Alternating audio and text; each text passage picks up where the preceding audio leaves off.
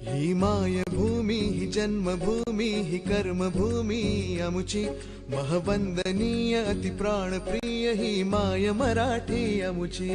ही मायभूमी ही जन्मभूमी ही कर्मभूमी अमुची महवंदनीय अति प्राणप्रिय ही माय मराठी अमुची। हा आमचा आहे बाणा ही अमुची आहे बोली अस्मानी झके भव्य पताका भगव्या हजरी पटक्याची। राष्ट्रभूमी ही जन्मभूमी ही कर्मभूमी अमुची महवंदनीय अति प्राणप्रिय ही माय मराठी अमुची।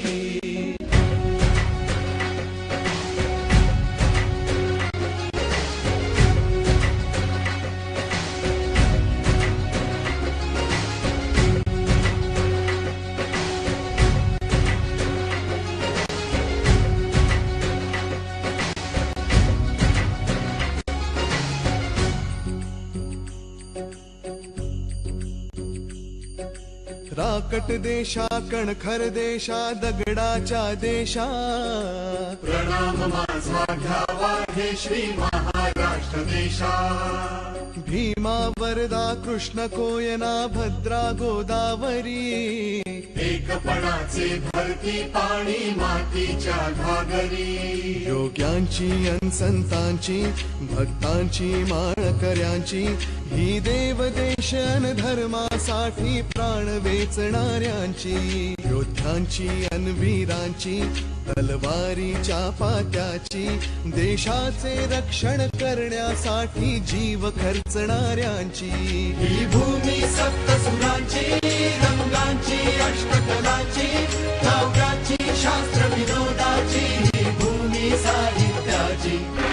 राष्ट्रभूमी ही जन्मभूमी ही कर्मभूमी अमुची महवंदनीय ही प्राणप्रिय ही माय मराठी अमुची।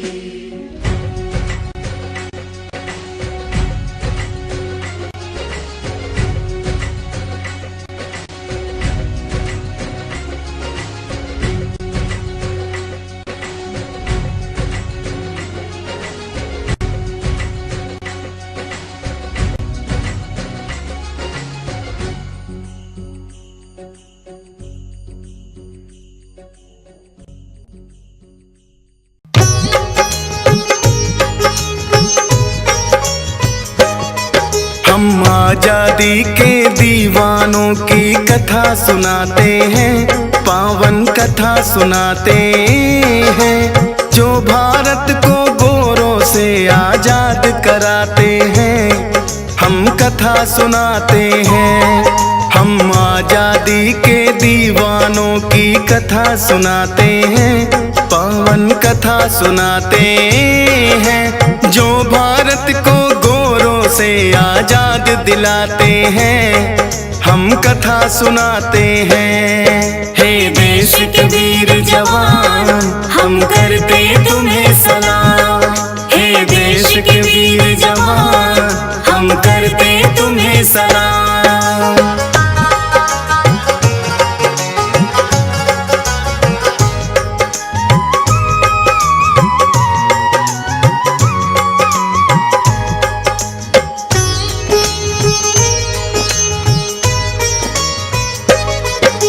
मंगल पांडे सबसे पहला योद्धा बनकर आया। 1857 में उसने था बिगुल बजाया। अंग्रेजों की नीति उसको रास नहीं आई। ईस्ट इंडिया की कंपनी में था वो एक सिपाही। एक कारतूस अंग्रेजों ने ऐसा बनाया है, सूअर और गाय की चर्बी उसमें मिलाया है। दांतों से उस कारतूस को काटना पड़ता था। हिंदू हो या मुस्लिम सबका धर्म बिगड़ता था। इसके खिलाफ ही वो अपनी आवाज उठाते हैं। सुनो जी कथा सुनाते हैं, जो भारत को गोरों से आजाद कराते हैं। हम कथा सुनाते हैं। हे देश के वीर जवान, हम करते तुम्हें सलाम। हे देश के वीर जवान, हम करते तुम्हें सलाम।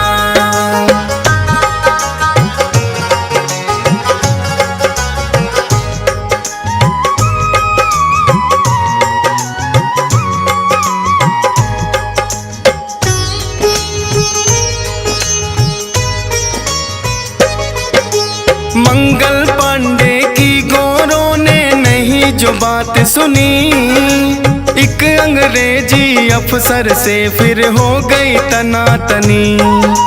धर्म नष्ट करने का उसने लिया है फिर बदला, उस अफसर पे कर दिया उसने जानलेवा हमला। पकड़ के मंगल पांडे को है जेल में बंद किया, वंदे मातरम के नारे को उसने बुलंद किया। करके कोर्ट मार्शल फिर फांसी का हुक्म सुनाया। मंगल पांडे अंग्रेजों से बिल्कुल ना घबराया। 8 अप्रैल को फिर फांसी पे उसे लटकाते हैं, पावन कथा सुनाते हैं जो भारत को गोरों से आजाद कराते हैं। हम कथा सुनाते हैं, हे देश के वीर जवान, हम करते तुम्हें सलाम। हे देश के वीर जवान, हम करते तुम्हें सलाम।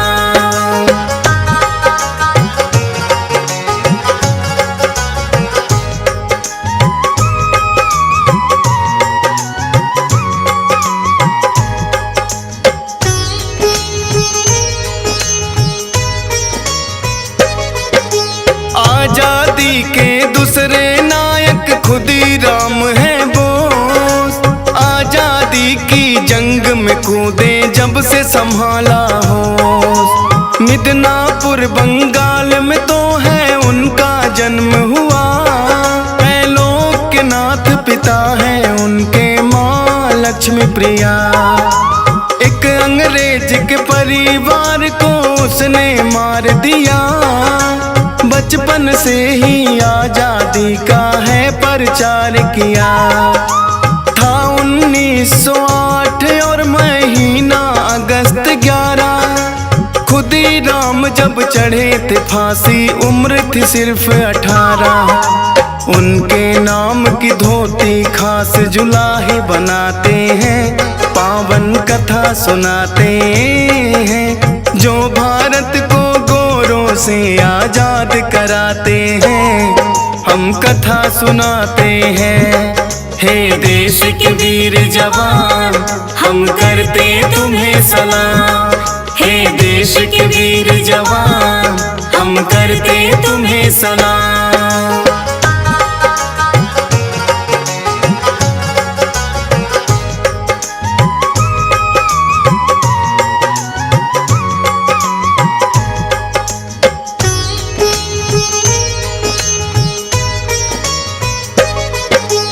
तीसरा इन दीवानों में है भगत सिंह का नाम। इनकलाब रहे जिंदाबाद ये उसी का है परिणाम। जलियांवाला बाग कांड जो डायर ने करवाया, हादसे को कभी भगत सिंह तो सहन न कर पाया। हत्या कर दी सैंडर्स उसने जाके लाहौर, असेंबली में फेंक दिया बम बड़ा हुआ है सो। राजगुरु सुखदेव भगत सिंह 3 हैं ऐसे नाम, हर एक भारतवासी करता दिल से इन्हें सलाम। वतन के आन में जो हंस कर फांसी चढ़ जाते हैं, सुनो जी कथा सुनाते हैं जो भारत को गोरों से आजाद कराते हैं। हम कथा सुनाते हैं, हे देश के वीर जवान, हम करते तुम्हें प्रणाम। हे देश के वीर जवान, हम करते तुम्हें प्रणाम।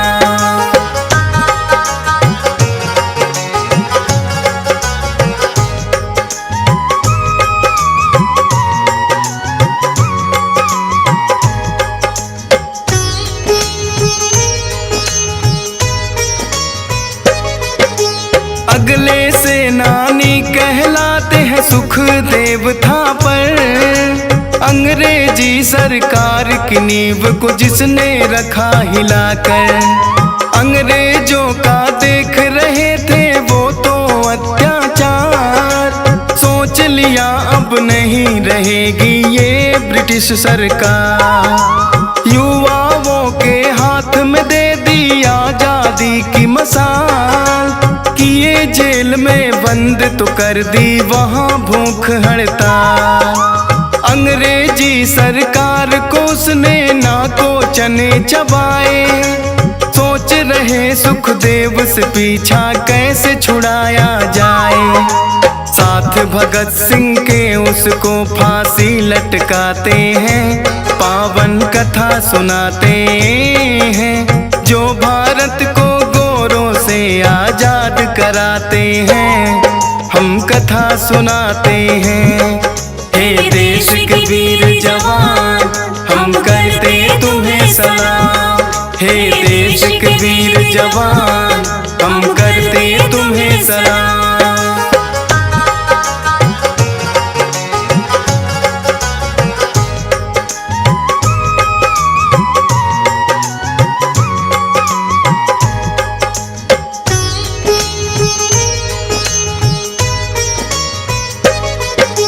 एक स्वतंत्रता सेनानी बाल गंगाधर तिलक, महाराष्ट्र के पूना में थे गणित के अध्यापक।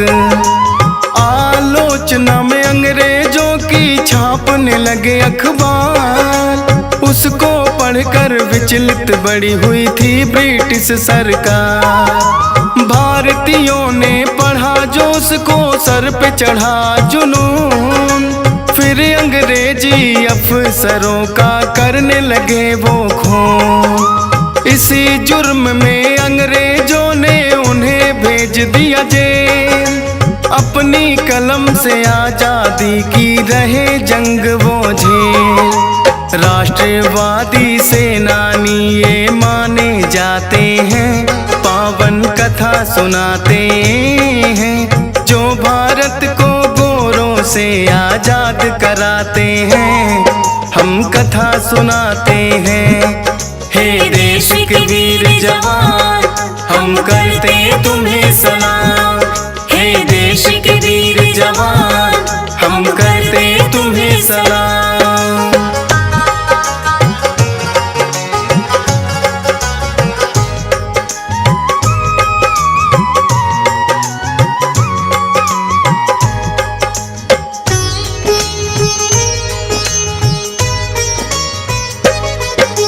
एक आजादी के दीवाने चंद्रशेखर आजाद, अंग्रेजी सेना को जिसने दिला दिनानिया। खरं तर एक ऐतिहासिक या सुवर्णाक्षराने खऱ्या अर्थाने इतिहास लिहिला जावा। आज खऱ्या अर्थाने हे व्यक्तिमत्व तळागाळातील अगदी 19व्या स्वातंत्र्योत्तर काळापासून ते आत्तापर्यंतचा असणारा हा काळ, ज्या व्यक्तिमत्वाने आपल्या कराडकरांच्या सामाजिक सेवेतून घालवला, अशा या व्यक्तिमत्वाचा खऱ्या अर्थानं आज जन्मशताब्दी सोहळा या ठिकाणी व्यक्त करण्यासाठी आपण सर्वजण उपस्थित झालेला आहात। अगदी विशेष करून सातारा, सांगली, कोल्हापूर, पुणे, मुंबई, पश्चिम महाराष्ट्र अशा विविध भागातून आणि विशेष करून या कराडकर आपण सर्व उपस्थित जण या ठिकाणी उपस्थित झालेला आहात।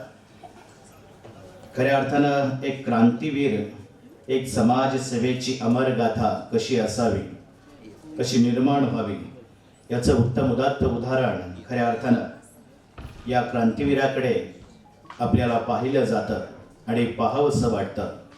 अशा या क्रांतीवीराचा यथोचित सन्मान या जन्मशताब्दी सोहळ्याच्या निमित्तानं या जाधव परिवाराच्या वतीनं या कौटुंबिक वातावरणातील एक कराड हाच माझा परिवार आहे, हे विश्वाची माझे घर, खऱ्या अर्थाने या उक्तीप्रमाणे असणाऱ्या स्वर्गीय माधवरावजी जाधव साहेब यांच्या या जन्मशताब्दी सोहळ्याच्या निमित्तानं खरं तर आपण या ठिकाणी उपस्थित झालेलो आहोत। आपल्या सर्वांना मी पुन्हा एकदा विनंती करतो, हॉलच्या बाहेर अजून देखील काही जण उभे असतील, कृपया त्यांना विनंती राहील आतमध्ये आपण येऊन बसून घ्या। खरं तर एक कौटुंबिक जिव्हाळ्याचा आणि खऱ्या अर्थानं ज्या कराडच नाही तर अवघ्या महाराष्ट्र आणि महाराष्ट्र नाही तर पूर्ण देशभराचं एक खऱ्या अर्थानं गौरवगाथा व्यक्त करावी। एक कराड नगरीचं नाव स्वर्गीय यशवंतरावजी चव्हाण साहेबांनंतर ज्या व्यक्तिमत्वाचं घ्यायला नक्कीच आपल्याला आवडेल, ज्यांची अमरगाथा एक क्रांतीवीर स्वातंत्र्य सैनिक म्हणून खऱ्या अर्थानं आपल्याला भूषवावी वाटते, अशा या व्यक्तिमत्वाचा आज जन्मशताब्दी सोहळा आपण या ठिकाणी व्यक्त करणार आहोत। आणि त्यानिमित्तानं उपस्थित असलेले आमचे सर्व समस्त कराडकर आपण याचे साक्षीदार होऊ पाहत आहात। आपल्या सर्वांना विनंती आहे आपण स्थानापन्न व्हावं। सन्माननीय प्रमुख अतिथींचं थोड्याच वेळामध्ये या शताब्दी पीठावर या ठिकाणी आगमन होणार आहे। आणि अशाच या ऐतिहासिक वारसाचे जे साक्षीदार झालेले आहेत असे देखील काही ज्येष्ठ श्रेष्ठ मंडळी या ठिकाणी उपस्थित झालेले आहेत। त्यासोबतच आमच्या जाधव परिवारातील सर्वच कौटुंबिक गोतावळा देखील या ठिकाणी उपस्थित झालेला आहे। आपल्या सर्वांच्याच उपस्थितीमध्ये आजचा हा जन्मशताब्दी सोहळा या ठिकाणी आपण संपन्न करणार आहोत। कार्यक्रमाचे प्रमुख अतिथी सन्माननीय पृथ्वीराज बाबा चव्हाण साहेब यांच्या या ठिकाणी थोड्याच वेळात आगमन होत आहे। कार्यक्रमाला आपण सुरुवात राष्ट्रगीतानं आपण करणार आहोत आणि त्यानंतर स्वातंत्र्य सैनिक स्वर्गीय माधवरावजी जाधव यांच्या खऱ्या अर्थानं ही समाजसेवेची अमर गाथा, त्यांचा जीवनपट या चित्रफितीच्या माध्यमातून आपण या ठिकाणी पाहणार आहोत। आणि तदनंतर सर्व मान्यवर या शताब्दी मंचावर उपस्थित राहतील। अर्पित करणारा संघर्ष, त्याग आणि समाजसेवेची अमरगाथा ज्यांच्या या आयुष्यामध्ये खऱ्या अर्थानं अवघ्या कराडकरांनी नाही तर भारत देशाने पाहिले, अनुभवली आणि याचं उत्तम उदात्त उदाहरण म्हणजेच स्वातंत्र्य सैनिक स्वर्गीय माधवरावजी जाधव। आणि खऱ्या अर्थानं त्यांचे सर्व कौटुंबिक वसाहती वारसा जोपासणारे सर्व कौटुंबिक गोतावळ देखील या ठिकाणी उपस्थित आहेत। त्यांचं देखील मी या ठिकाणी सहर्ष स्वागत करतो। देशाचा अभिमान आणि राष्ट्राचा स्वाभिमान असणाऱ्या राष्ट्रगीतानं कार्यक्रमाची सुरुवात खऱ्या अर्थाने या ठिकाणी होते। मी सर्वांना विनंती करतो की आपण जागेवर उभं राहावं आणि या राष्ट्राचा अभिमान या खऱ्या अर्थानं या स्वातंत्र्य सैनिकाच्या या जन्मशताब्दी सोहळ्याच्या निमित्तानं या ठिकाणी आपण व्यक्त करणार आहोत। विंध्य हिमाचल यमुना गंगा उच्चल जलधि तरंगा तव शुभ नामे जागे तव शुभ आशीष मागे। जय हे जय हे जय हे जय जय जय जय हे। जेथे दिव्यत्वाची प्रचिती तेथे कर्माचे जुळते। आणि साहजिकच ज्या स्वातंत्र्य सैनिकाच्या या जन्मशताब्दी या सोहळ्याच्या निमित्तानं आपण खरं तर या ठिकाणी उपस्थित झालेले आहात। उपस्थित असलेले सर्व सन्माननीय अतिथी, आजच्या या कार्यक्रमाचे प्रमुख अतिथी सन्माननीय माजी मुख्यमंत्री सन्माननीय पृथ्वीराज बाबा, त्याचबरोबर आमच्या कराड अर्बन कुटुंब प्रमुख सन्माननीय सुभाषरावजी जोशी उर्फ भाऊ, त्याचबरोबर डॉक्टर सुभाषरावजी एरम साहेब, समीरजी जोशी, सन्माननीय शशांकजी पालकर, त्याचबरोबर ॲडव्होकेट संभाजीराव मोहिते, त्याचबरोबर विनायक अण्णा पावसकर, आमचे मार्गदर्शक प्राचार्य डॉक्टर सचिनजी घाडगे सर, विजयभाऊ चव्हाण, अतुलजी शिंदे, बाळासाहेब कुलकर्णी, आनंदरावजी पालकर आणि सर्वच उपस्थित आदरणीय आमच्या भाभीजी, आदरणीय काका, आदरणीय इंद्रजित दादा, अजित अप्पा चिखलीकर आणि सर्वच उपस्थित मान्यवर, आपल्या सर्वांचं मी शब्दसुमनाने या ठिकाणी सहर्ष स्वागत करतो। आणि खऱ्या अर्थानं या व्यक्तिमत्वाचा विशेष आपण मरावे परी कीर्ती रूपे उरावे या उक्तीप्रमाणे क्रांतीवीर माधवरावजी जाधव यांच्या या कार्यकर्तृत्वाचा आणि संघर्ष आणि त्याग समाजसेवेची अमरगाथा या जीवनपटाच्या या चित्रफितीतून या ठिकाणी आपण सादर करावी, आपणास विनंती। स्वातंत्र्य संग्रामाच्या तेजस्वी अध्यायातील एक प्रेरणादायी आणि धगधगतं पर्व त्यांनी आपल्या वयाच्या 17व्या वर्षापासून देशासाठी सर्वस्व अर्पण केलं। शौर्य, आत्मबलिदान आणि सामाजिक बांधिलकी यांचा सुरेख संगम म्हणजेच माधवरावांचं क्रांतिकारी जीवन। त्यांच्या कर्तृत्वानं संपूर्ण सातारा जिल्हा उजळून निघाला। अशा क्रांतीवीर माधवराव जाधव यांच्या संघर्षाची त्यागाची आणि समाजसेवेच्या उत्तुंग कार्याची संक्षिप्त ओळख करून घेऊया या माहितीपटाच्या माध्यमातून. माधवरावांचे पूर्वज मूळचे उंब्रजचे. शिवछत्रपतीकालीन श्री धनाजी जाधव, लखुजी जाधव या शूरवीरांचे वंशज असलेल्या माधवरावांचा जन्म 14 डिसेंबर 1925 रोजी सौ राधाबाई आणि श्री नारायण जाधव या मातापित्यांच्या पोटी झाला. माधवरावांचे वडील हे कारवे येथे मोटर गॅरेज चालवायचे. ते एक कष्टकरी आणि देशप्रेमी गृहस्थ होते. तसेच त्यांचे मामा पांडुरंग शिंदे हे देखील स्वातंत्र्य लढ्यात सक्रिय होते. पांडू मामांनी माधवरावांना 14 जुलै 1932 रोजी कराड नगरपालिका मराठी शाळा नंबर 2 मध्ये प्राथमिक शिक्षणासाठी घातले. भरपूर व्यायाम, शिस्तबद्ध जीवन, तल्लख बुद्धी आणि जबरदस्त स्मरणशक्ती असल्याने मराठी चौथीत त्यांना मेरिट स्कॉलरशिप मिळाली. त्यामुळे पुढील शिक्षणासाठी त्यांनी कराड येथील टिळक हायस्कूलमध्ये 12 जुलै 1937 प्रवेश घेतला. शालेय जीवनात त्यांना वाचनाची गोडी लागली.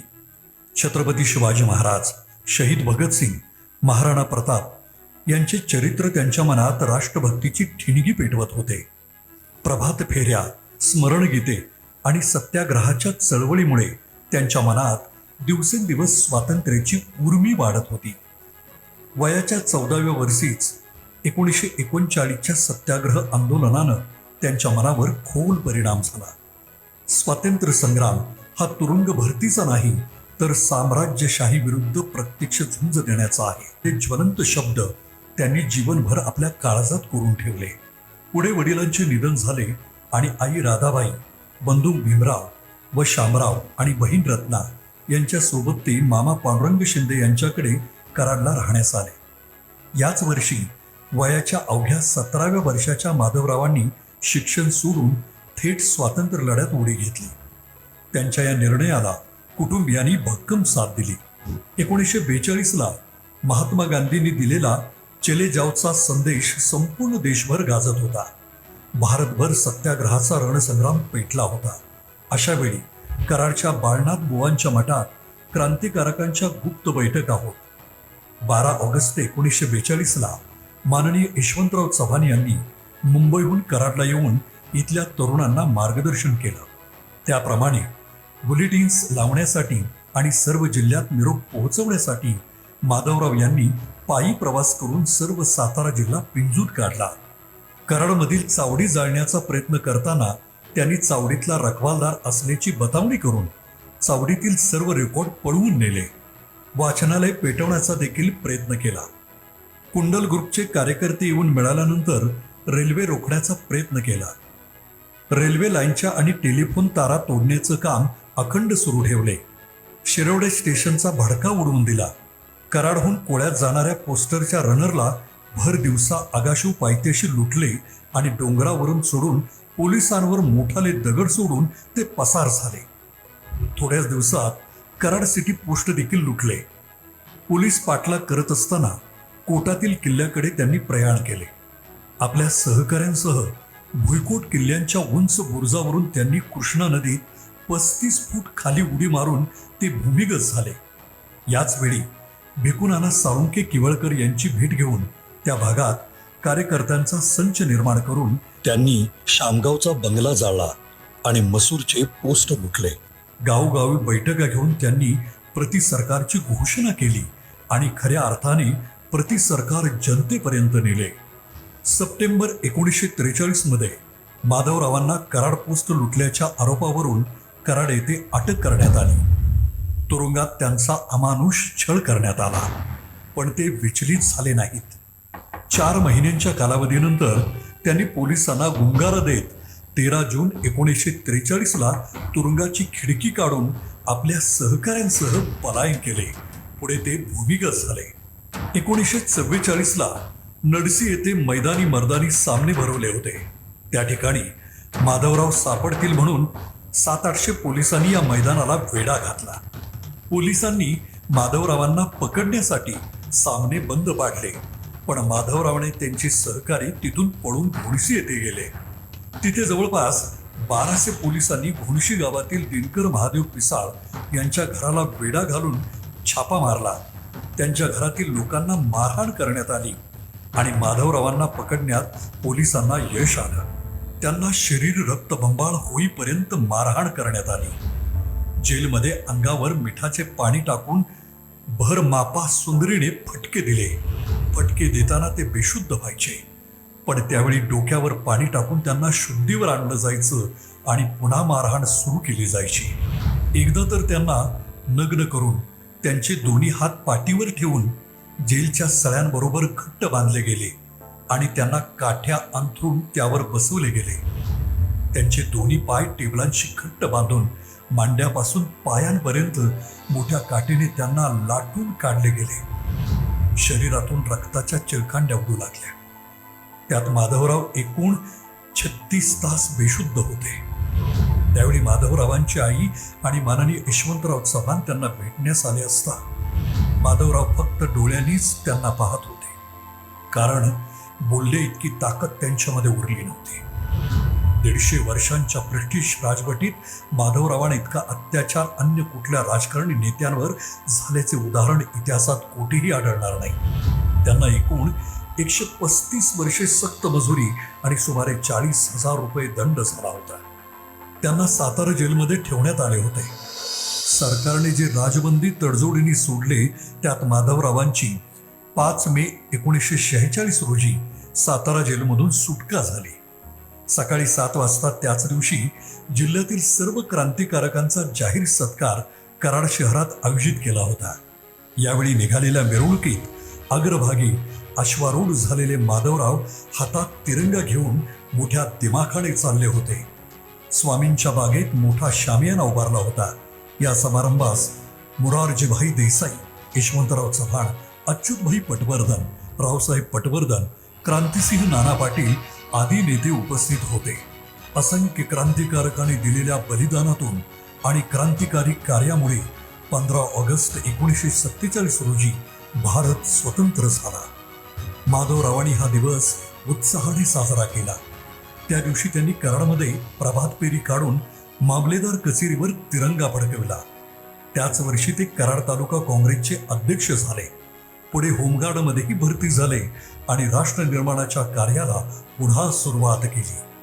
स्वातंत्र्य प्राप्तीनंतर सन 1949 मध्ये नडसीचे श्री सखाराम थोरात यांच्या कन्या कलावती यांच्याशी माधवराव विवाहबद्ध झाले. सौ कलावती यांनी माधवरावांना भक्कम साथ देत मुलाबाळांचं संगोपन केलं. त्यांच्या संस्कारामुळे आज माधवरावांची सर्व मुले, सुना, नातवंडे, परतवंडे उच्च विद्याविभूषित असून उत्तम जीवन जगत आहेत. राष्ट्रपिता महात्मा गांधींच्या हत्येनंतर कराडमध्ये उसळलेल्या दंगलीत जळालेली घरे आणि पीडित कुटुंबांच्या पुनर्वसनासाठी माधवरावांनी पुढाकार घेतला. जनतेचे मनोधैर्य कायम राहावे म्हणून त्यांनी शांती सेना पथके उभारली व शहरात शांती सेनेचा पहारा सुरू केला. संयुक्त महाराष्ट्र चळवळीत माननीय यशवंतराव चव्हाण यांच्या सोबत त्यांनी एकभाषिक राज्यासाठी भक्कम साथ दिली. अगदी सुरुवातीपासून ते अखेरच्या क्षणापर्यंत ते माननीय यशवंतराव चव्हाण यांचे जिवलग सहकारी राहिले. माधवराव जाधव यांचा उल्लेख केल्याशिवाय माझ्या जीवनातील स्वरूप खऱ्या अर्थाने स्पष्ट होणार नाही, असा उल्लेख माननीय यशवंतराव चव्हाण साहेब यांनी आपल्या कृष्णाकाठ या पुस्तकामध्ये सुद्धा केलेला आहे. स्वातंत्र्य लढ्यात योगदान दिलेल्या माधवरावांनी समाजहितासाठी अनेक रचनात्मक स्वरूपाचे कार्य करून आपल्या कार्याच्या पाऊलखुणा जागोजागी उमटविल्या.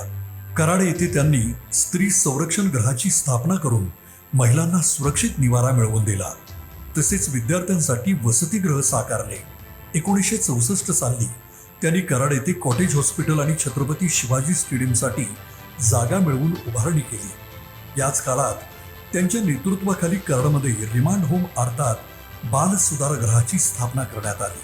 ते आज माधवराव जाधव बाल सुधारगृह नावाने ओळखले जाते. गोळेश्वर आणि कापिल येथे उपसा जलसिंचन योजना साकारण्यामध्येही त्यांनी पुढाकार घेतला. कराड इलेक्ट्रिकल कंपनीच्या दरवाढी विरोधात मोर्चा काढून ही वीज दरवाढ मागे घेण्यास भाग पाडले. याचबरोबर श्री शिवाजी शिक्षण संस्थेचे काउन्सिलर पद त्यांनी भूषविले.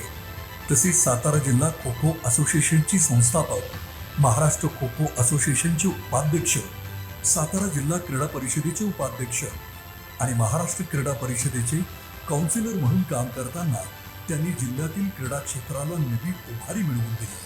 सीमा आंदोलनाच्या वेळी कराडमध्ये प्रक्षुब्ध जमावाने कायदा हाती घेतला होता. तुफान दगडफेक, जाळपोळ सुरू होती. पोलीस हतबल झाले होते. माधवरावांनी प्रक्षुब्ध जमावाला शांत करण्याचा व गावाची एकी अबाधित राखण्याचा प्रयत्न केला. 5,000च्या जमावापुढे छाती ठोकपणे उभे राहण्याची आणि शहराच्या समाज स्वास्थ्यावर साधा ओरकडाही उठू देणार नाही अशी हिंमत दाखवणारे धडाडीचे नेतृत्व म्हणजे माधवराव. माधवरावांनी 3 वेळा आपला प्राण धोक्यात घालून संपूर्ण कराड शहरास वाचवल्याने माधवरावांना कराड शहराचा प्राण म्हणूनच संबोधले जात होते. याच काळात त्यांनी सहकार क्षेत्रातही आपल्या कार्याचा ठसा उमटवला. सहकारी तत्वावरील गजानन हाऊसिंग सोसायटीसाठी जमिनीची खरेदी करून गौरीहर सिंहासने व माधवराव जाधव यांनी सोसायटीची स्थापना केली. माधवराव जाधव यांनी सह्याद्री सहकारी साखर कारखान्याची स्थापना आबासाहेब पार्लेकर, भिकूनाना किवळकर, बाबासाहेब चोरेकर यांच्या सहकार्याने केली. सह्याद्री सहकारी साखर कारखान्याला जमीन मिळवून देण्यापासून ते कारखाना सुरू होईपर्यंत पुढे देखील कारखाना सभासदांचा राहावा यासाठी त्यांनी विशेष प्रयत्न केले. कोयना दूध पुरवठा संघाचे उपाध्यक्षपदही त्यांनी भूषवले. तसेच गौरीहर सिंहासने व माधवराव जाधव या दोघांनी कराड जनता बँकेची स्थापना केली. जनता बँक आणि सातारा जिल्हा सहकारी बँकेचे संचालक पद भूषवून त्यांनी सहकाराच्या माध्यमातून कराड तालुका आणि सातारा जिल्ह्यात सर्वसामान्य माणसाच्या जीवनात समृद्धीची पहाट आणण्यासाठी बहुमोल कार्य केले. जिल्हा होमगार्ड कमांडर म्हणून त्यांनी केलेलं काम आजही महाराष्ट्रात आदर्शवत मानले जाते. सातारा येथील जातीय संघर्ष मिटवणे असो की 1965ची कराड दंगल नियंत्रणात आणणे असो अथवा मग कोयना भूकंपग्रस्तांसाठी मदत गोळा करणे असो, तसेच कोयना भूकंपात होमगार्डचे पथक घेऊन मदतनीस जाणारे माधवराव पहिले होते. प्रत्येक कार्यात माधवराव नेहमी अग्रभागी राहिले. समाजाला विधायक दिशा देत राहिले. त्यांच्या या उत्तुंग कार्याची नोंद घेत त्यांना 1976 साली राष्ट्रपती पुरस्कारानं सन्मानित करण्यात आलं. समाजकार्याचा हा खळाळता झरा 19 जून 1976 साली अति जवळ झालेल्या एका भीषण अपघातात झालेल्या दुःखद निधनामुळे कायमचा थांबला. सातारा जिल्हा जणू पोरका झाला. क्रांतीवीर माधवराव जाधव यांचे जीवन म्हणजे कर्तृत्व, धैर्य आणि राष्ट्रसेवेची अखंड गाथा आहे. 2025 हे त्यांचे जन्मशताब्दी वर्ष. ते केवळ स्वातंत्र्य सेनानी नव्हते, तर स्वातंत्र्यानंतरही समाजहितासाठी झगडणारे एक युगपुरुष होते. आजही त्यांच्या कार्याचा प्रकाश तरुण पिढीला मार्गदर्शक ठरतो आहे आणि येणाऱ्या पिढ्यांसाठी देखील तो तितकाच दिशादर्शक ठरेल हे निश्चित. त्यांच्या क्रांतिकारी धगधगत्या स्मृतींना विनम्र अभिवादन. आपल्या भारतभूमीला पारतंत्र्यातून मुक्त करण्यासाठी ज्यांनी स्वातंत्र्यवेदीवर आत्मसमर्पण केले त्या ज्ञात अज्ञात सर्वांना हा माहितीपट समर्पित. पुरा भारत माता की शताब्दी वर्ष सादर करण्यासाठी या ठिकाणी मी मान्यवरांना या ठिकाणी आमंत्रित करतो. टाळ्यांच्या गजरामध्ये आपण स्वागत करूया. आजच्या कार्यक्रमाचे प्रमुख अतिथी महाराष्ट्र राज्याचे माजी मुख्यमंत्री सन्माननीय पृथ्वीराज बाबा चव्हाण. एकदा जोरदार टाळ्या साहेबांसाठी. त्यासोबतच सन्माननीय सुभाषराव जोशी उर्फ भाऊ, आपल्याला विनंती आपण सन्मानपूर्वक व्यासपीठावर या शताब्दी पीठावर विराजमान व्हावं. सन्माननीय डॉक्टर सुभाषरावजी एरम साहेब, आपल्याला विनंती की आपण सन्मानपूर्वक या शताब्दी पीठावर विराजमान व्हावं. सोबतच त्याचबरोबर या ठिकाणी उपस्थित असलेले सन्माननीय ॲडव्होकेट संभाजीराव मोहिते, आपल्याला देखील विनंती, एक अभ्यासू व्यक्तिमत्व, आपणास विनंती आपण सन्मानपूर्वक व्यासपीठावर विराजमान व्हावं. सर्व मान्यवरांसाठी एकदा जोरदार टाळ्या वाजवूयात. त्याचबरोबर सन्माननीय व्हाईस चेअरमन शशांकजी पालकर साहेब, त्याचबरोबर या ठिकाणी चेअरमन समीरजी जोशी काका, त्याचबरोबर या ठिकाणी सन्माननीय अण्णाजी पावसकर, आपल्याला देखील विनंती आपण सन्मानपूर्वक व्यासपीठावर यावं. सोबतच त्यांच्या घरातील सर्व कौटुंबिक गोतावला सन्माननीय श्रीकांत माधवराव जाधव, आपल्याला देखील विनंती आपण या शताब्दी पीठावर उपस्थित राहावं. त्याचबरोबर त्यांच्या मुली श्रीमती अलका श्रीपतराव लवळे, आपल्याला देखील विनंती आपण या शताब्दी पीठावर उपस्थित राहावं. त्याचबरोबर सौ भारती नामदेव खराडे यांना देखील मी विनंती आहे, जरा टाळ्यांच्या गजरामध्ये आपण स्वागत करू. या चौघींकडून खऱ्या अर्थानं ही सत्यता माहिती आपल्यापर्यंत पोहोचवण्याचा प्रयत्न या ठिकाणी प्रसार माध्यम प्रमुख आमचे विकास साळुंखे यांच्या माध्यमातून त्यांनी अतिशय सुंदर डॉक्युमेंटरी केली आहे. त्यामुळे विकास साळुंखे यांच्यासाठी एकदा जोरदार टाळ्या वाजवूयात. एक प्रसार माध्यमांच्या माध्यमातून गेले महिना झालं त्यांनी डॉक्युमेंटरी गोळा केलेली आहे. त्याचबरोबर कृष्णा सहकारी साखर कारखान्याचे व्हाईस चेअरमन आदरणीय जगदीश दादा, आपणास देखील विनंती, आपण सन्मानपूर्वक या शताब्दी पीठावर उपस्थित राहावं. सोबतच सौ जयश्री सुभाष गोंदील आपल्याला देखील विनंती करतो. चारही लेकींना खऱ्या अर्थाने मी सन्मानानं या ठिकाणी आमंत्रित करतोय. सौ पल्लवी जगन्नाथ पाटील, या चौघींचं आपण टाळ्यांच्या गजरामध्ये आपण स्वागत करूया. खऱ्या वारसदार आपण आहात. पल्लवी पाटील, आपण येऊ शकत नाही आहात, परंतु आपले देखील या ठिकाणी सहर्ष स्वागत. यानंतर मी सर्व मान्यवरांच्या उपस्थितीमध्ये क्रांतीवीर माधवराव जाधव यांच्या जन्मशताब्दी निमित्तानं त्यांना पुष्पांजली अर्पण करण्यासाठी आपल्या सर्वांना मी विनंती करतो. हा दिवा शेवटी विझला, परंतु उद्धार होऊन लाख जीवा, अशा या खऱ्या अर्थानं संघर्ष, त्याग आणि समाजसेवेची अमरगाथा ज्यांच्या क्रांतिकारकातून आपण पाहिली, अशा स्वर्गीय माधवरावजी जाधव यांच्या या प्रतिमेला पुष्पांजली अर्पण करण्यात येते. सर्व मान्यवरांच्या उपस्थितीमध्ये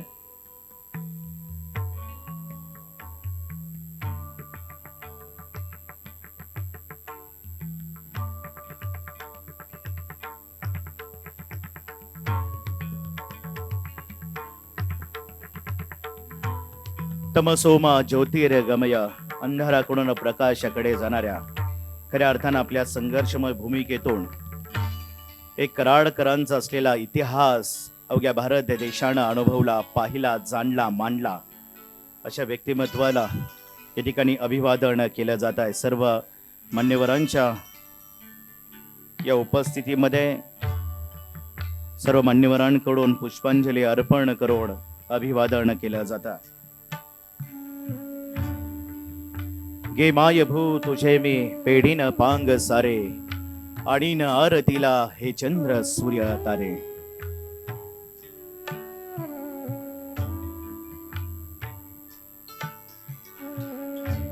क्रांतीवीरांच्या लेखी देखील या ठिकाणी उपस्थित आहेत.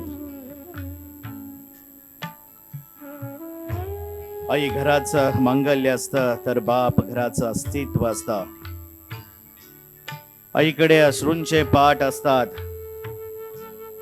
तर बापाकडे हे दुःखाचे घाट असतात. आणि खऱ्या अर्थानं आपल्या आई वडिलांचा आयुष्यातील असणारा हा संघर्ष, त्याग आणि समाजसेवेची खऱ्या अर्थानं गौरवगाथा आपल्या स्वतःच्या डोळ्याने पाहणाऱ्या या लेखी या ठिकाणी उपस्थित आहेत.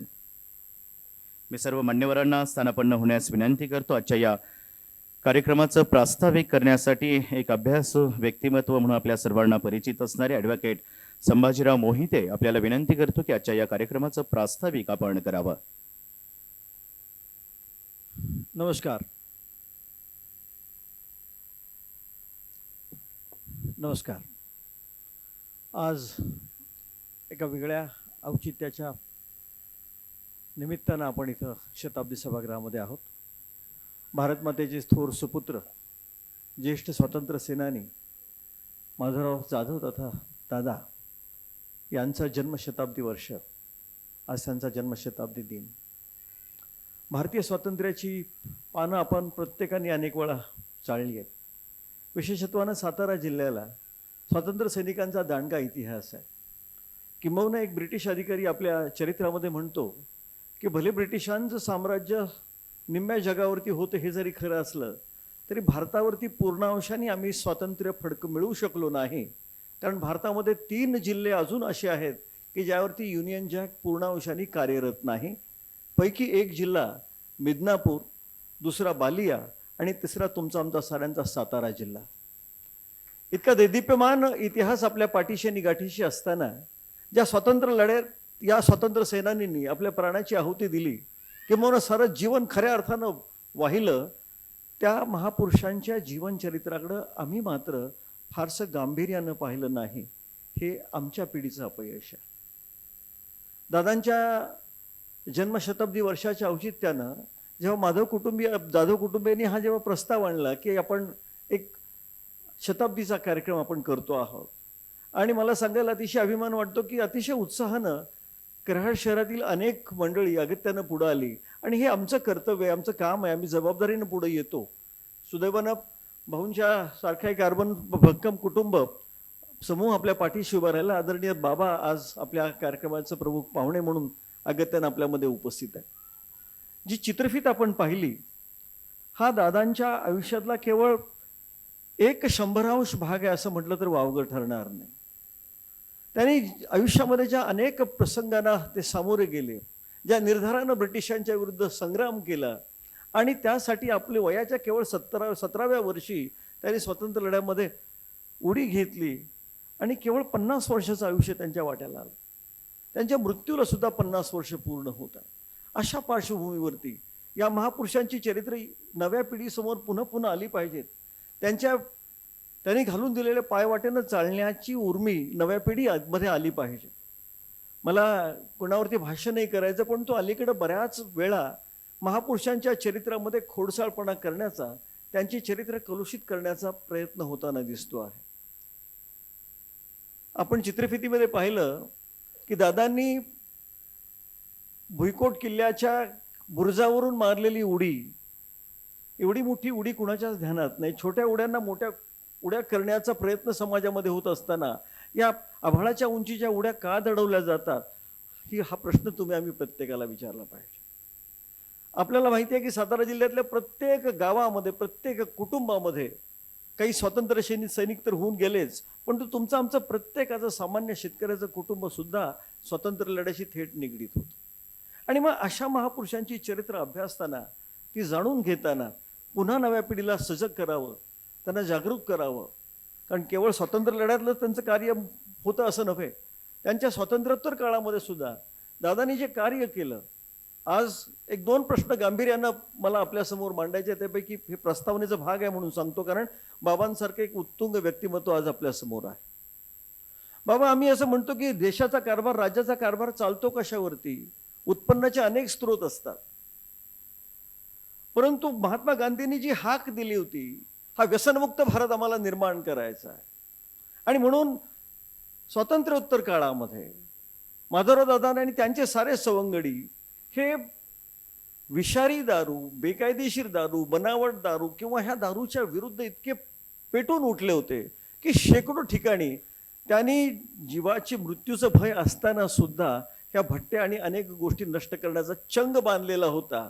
तो आम्हाला व्यसनमुक्त चारित्र्य संपन्न समाज निर्माण करायचा होता. ते स्वप्न त्यांचं अधुरं राहिलंय. किंबहुना आजच्या शासनाचं चालतं कशावरती? तर दारूच्या पैशावरती शासन चालतं का? तोच त्यांचा उत्पन्नाचा एकमेव स्रोत आहे का? असे प्रश्न पडतात. आणि म्हणून पुन्हा आम्हाला या स्वातंत्र्य चळवळीतील महापुरुषांनी घालून दिलेल्या वाटेकडं नव्यानं पाहण्याची गरज आहे. आज समाजामध्ये अनेक प्रशासकीय धोरणांमध्ये अनेक अधिकारी बेताल वागताना दिसत आहे. मग अशा परिस्थितीमध्ये दादांसारखं व्यक्तिमत्व काय करत होतं? एक हरुण फौजदार नावाचा बाबा एक इन्स्पेक्टर होता, पोलीस सब इन्स्पेक्टर होता पाटण भागामध्ये, आणि अत्यंत दडपशाहीचं तो कृत्य करायचा, दादागिरी करायची, पदाचा धाक दाखवायचा आणि समाजाला लुटायचं. सवाद्याचे विष्णू पाटील नावाच्या एका गृहस्थाला त्या हरुण फौजदारांनी डांबून ठेवलं आणि त्याच्याकडून भरमसाठ पैशाची मागणी केली. देणं शक्यच नव्हतं. शेवटी दादांच्या ते ध्यानात आलं की आपल्याला काहीतरी केलं पाहिजे. आणि मग त्यावरची जी विख्यात विधिज्ञ दादासाहेब वाळतेकरांचा सल्ला त्यांनी घेतला आणि त्यांच्यापर्यंत पोलिसांच्या विरुद्ध तक्रार केली, सर्च वॉरंट घेतलं. तो काही मिळून आला नाही. हरुण फौजदार सुद्धा आता त्यांनी चंग बांधला होता की मी काही करून विष्णू पाटलाला यांच्या स्वाधीन होऊ देणार नाही. त्यांनी रातोरात त्याला मुंबईपर्यंत हलवलं आणि मुंबईमध्ये त्यांना सोडून दिलं. काहीही कारण नसताना, नातं नसताना, पण तो सामाजिक जबाबदारीचं भान म्हणजे काय हे दादांना नेमकं ठाऊक होतं. दादांनी त्या केसचा तर पाठपुरावा केलाच, पण तो त्या फौजदारला जिल्हा न्यायालयामध्ये 5 वर्षाची शिक्षा झाली.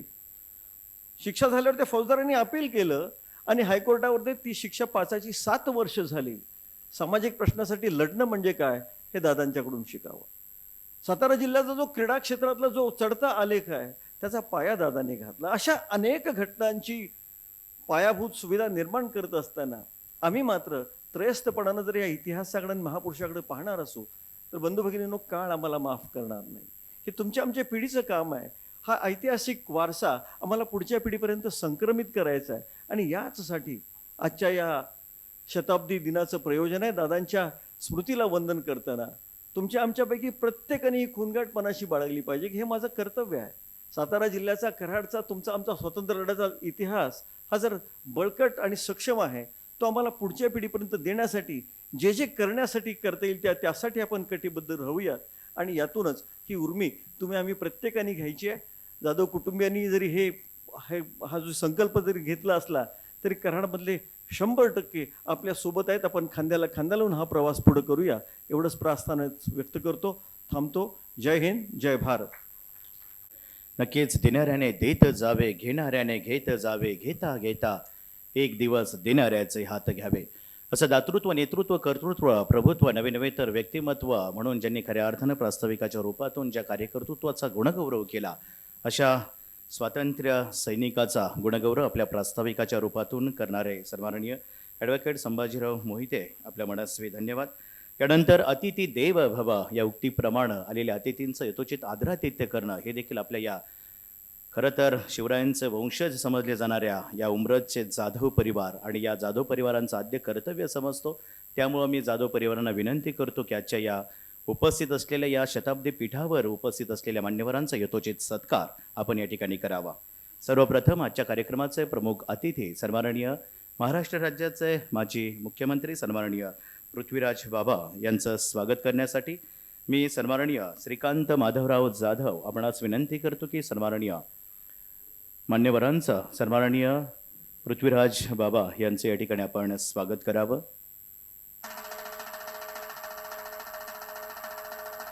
सन्माननीय आमच्या सर्वांचे आदर्श मुख्यमंत्री म्हणून ज्यांचा खऱ्या अर्थानं अभिमान वाटावा असे सन्माननीय पृथ्वीराज बाबा. यानंतर आमच्या कराड अर्बन प्रमुख सन्माननीय सुभाषराव जोशी उर्फ भाऊ यांचा सत्कार अमर धनंजय जाधव सर यांनी करावा अशी मी त्यांना विनंती करतो.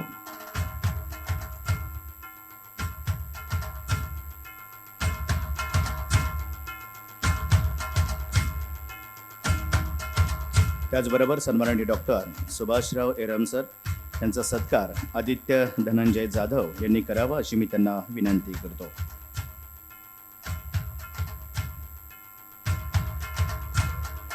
त्याचबरोबर दी कराड अर्बन बँकेचे चेअरमन सन्माननीय समीर जोशी साहेब यांचा सत्कार सौरभ जाधव यांनी करावा अशी मी त्यांना विनंती करतो.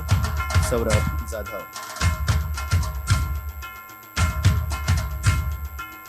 त्याचबरोबर व्हाईस चेअरमन सन्माननीय शशांकजी पालकर यांचा सत्कार तनय जाधव यांनी करावा अशी मी त्यांना विनंती करतो.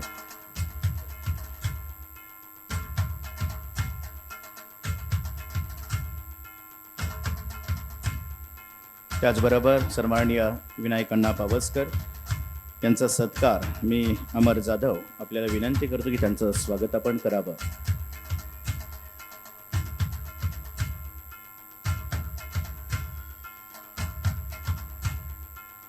त्याचबरोबर आदरणीय जगदीश दादा यांचं स्वागत तनय जाधव आपण करावं अशी आपणास विनंती करतो.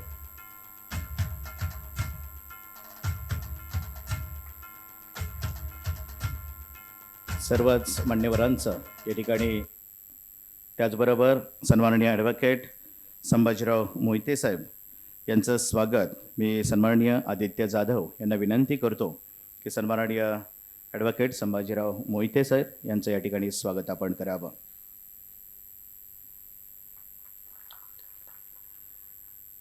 यानंतर एक कौटुंबिक मनोगत म्हणून सन्माननीय क्रांतीवीरांचे चिरंजीव आणि त्यांच्या लेखी या ठिकाणी उपस्थित आहेत. तर आपल्याला अभिमान वाटतो या तिघे आणि इथं बसलेले हे चौघे, या चौघींच्या माध्यमातून ही जी आपण डॉक्युमेंटरी हा जीवनपट पाहिला, या चौघींनी मिळून 1 महिनाभर आपले साळुंखे सर हे प्रसारमाध्यम प्रमुख आहेत, त्यांनी दिवसभर अहोरात्र कष्ट केलं. सोबतच आमचे अमर सर असतील, या सगळ्यांच्या माध्यमातून खऱ्या अर्थाने हे श्रेय जे मिळतं त्या म्हणजे आमच्या भारतीताई यांचं देखील विशेष कौतुक. त्यांना मी विनंती करतो की आपण कौटुंबिक मनोगत व्यक्त करावं. एकदा जोरदार टाळ्या भारतीताईंसाठी.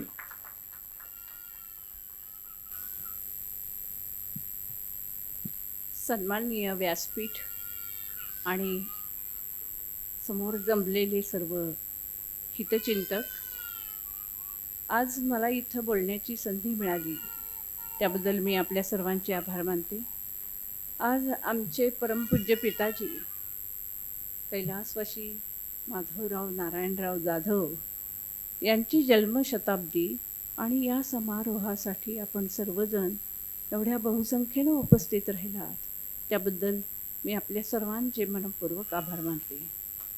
मुळात म्हणजे हा जन्मशताब्दी समारोह हा साजरा करण्यामागचा उद्देश हा की त्यांनी जे काही स्वातंत्र्य लढ्यात जे काही कष्ट उपभोगले किंवा त्यांचा जो शारीरिक छळ झाला आणि शिवाय स्वातंत्र्यानंतर त्यांचं जे राजकारण, समाजकारण आणि शिक्षण क्षेत्रातलं त्यांचं योगदान हे आत्ताच्या पिढीला हे माहीत व्हावं, त्याच्यातून त्यांनी काहीतरी शिकावं, हा त्यामागचा उद्देश. म्हणजे आजच्या तरुण पिढीनं त्याच्यातून काहीतरी शिकलं पाहिजे, त्यांच्यासारखं निर्भय आणि अन्यायाला तोंड देण्याचं धाडस त्यांच्यामध्ये निर्माण झालं पाहिजे, निर्व्यसनी राहिलं पाहिजे. हे सगळं आजच्या पिढीला कळावं यासाठी आम्ही असं ठरवलं की या जन्मशताब्दी निमित्तानं त्यांचं चरित्र हे सगळ्यांना माहीत व्हावं. आता मी त्यांच्या संबंधी मला आठवणाऱ्या अशा काही आठवणी फक्त मी 1-2 आठवणी फक्त सांगते. त्यांना वाचनाची खूपच आवड होती आणि त्यांच्या संग्रही म्हणजे रवींद्रनाथ टागोरांचं आनंदमठ, सावित्री यासारख्या कादंबऱ्या, त्याचप्रमाणे वि स खांडेकरांची ययाती अशा पुष्कळ पुस्तकांचा संग्रह होता. आणि घरामध्ये वेगवेगळी मासिकं पण असायची. नवनीत नावाचं मासिक होतं, माणूस नावाचं एक पाक्षिक होतं आणि त्याचप्रमाणे लहान मुलांच्यासाठी इंद्रजाल कॉमिक्स, चांदोबा यासारखी पुष्कळ मासिकं पण असायची. आणि सकाळ, महाराष्ट्र टाइम्स यासारखी दैनिकं असायची की जेणेकरून त्यांच्या वाचनामुळं आम्हालाही वाचनाची गोडी लागली. आता यामध्ये ही सर्व मुलं घडवण्यामागे म्हणजे त्यावेळेला आम्ही जॉईंट फॅमिलीत राहत होतो. म्हणजे माझे वडील सगळ्यात मोठे 2 नंबरचे, त्यांना आम्ही अण्णा म्हणायचो, भीमराव जाधव त्यांना अण्णा म्हणायचं, आणि 3 नंबरचे शामराव त्यांना आम्ही काका म्हणायचो. हे 3 भावंड, त्यांच्या पत्नी आणि त्यांची मुलंबाळं असे सगळे मिळून 15-20 माणसांचं हे एकत्र कुटुंब. पण कधीही त्यांच्यात कधी भांडणं झाली, शिवीगाळ झाली असं कधीच घडलेलं नाही. त्यामुळं आमच्या कुटुंबाला शिवी हा शब्द माहीतच नाही. आणि अशा रीतीनं आमची जी आजी राधाबाई, तिला ज्यांना आम्ही आई असं संबोधायचं कारण ही सगळी मुलं त्यांना आई म्हणायचे, त्यामुळं आम्ही सगळी नातवंडसुद्धा त्यांना आईच असं संबोधायचं. तर या आईचा या कुटुंबाला खंबीर असा आधार होता. आणि ती आई एवढी तल्लख बुद्धीची होती की रोज आम्ही शाळेत जाताना आमच्याकडून हरिपाठातल्या 2 ओळी म्हणून घ्यायची, दिवसभर ती पाठ करायची आणि पुन्हा संध्याकाळी शाळेतून आल्यावर ते आम्हाला म्हणून दाखवायची आणि पुन्हा पुढच्या 2 ओळी म्हणून घ्यायची. अशा रीतीनं संपूर्ण हरिपाठ तिचा पाठ होता. आणखी काही स्तोत्र पण पाठ करायची आणि रोज देवपूजेच्या वेळेला ती अखंड हरिपाठ, ती स्तोत्र म्हणत असायची. एक दिवस आमच्याकडं पिगमी गोळा करायला एक गृहस्थ आले आणि त्यांनी तो आईचा म्हणजे आमच्या आजीचा आवाज ऐकला आणि त्यांनी मला विचारलं की तुम्ही काही टेप रेकॉर्डर लावला आहे का? तर मी म्हटलं नाही, आमची आजीच ते हरिपाठ म्हणते आहे. आजीचे उच्चार एवढे अस्खलित असायचे, शुद्ध मराठीचे असायचे. त्यामुळं आमच्या घरातल्या सगळ्यांना शुद्ध मराठी आम्ही बोलू शकतो. हे सर्व श्रेय आमच्या आजीला, आमच्या फॅमिलीलाच आहे. त्याचप्रमाणे आणखी गोष्ट म्हणजे आमच्या घरामध्ये म्हणजे या सर्व भावंडांनी कधी मुलगा आणि मुलगी असा भेदभाव केला नाही. उलट दादांचं तर म्हणणं असं असायचं की मुलींनी शिकलं पाहिजे, अगदी कॉलेजमध्ये जाऊन ग्रॅज्युएट व्हायला पाहिजे, पोस्ट ग्रॅज्युएट व्हायला पाहिजे, आणि एवढंच नव्हे तर त्यांनी स्वावलंबी बनलं पाहिजे, स्वतःच्या पायावर उभं राहिलं पाहिजे.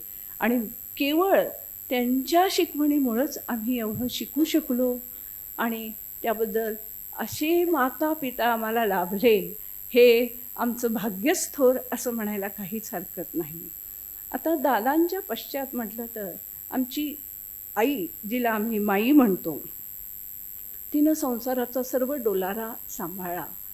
आणि घरात कितीही काम असलं तरी त्यांनी कधीही आम्हाला असं म्हटलं नाही की आज घरात फार काम आहे, आज शाळेत जाऊ नको, अभ्यास करू नको, असं कधीच त्यांनी आम्हाला म्हटलं नाही.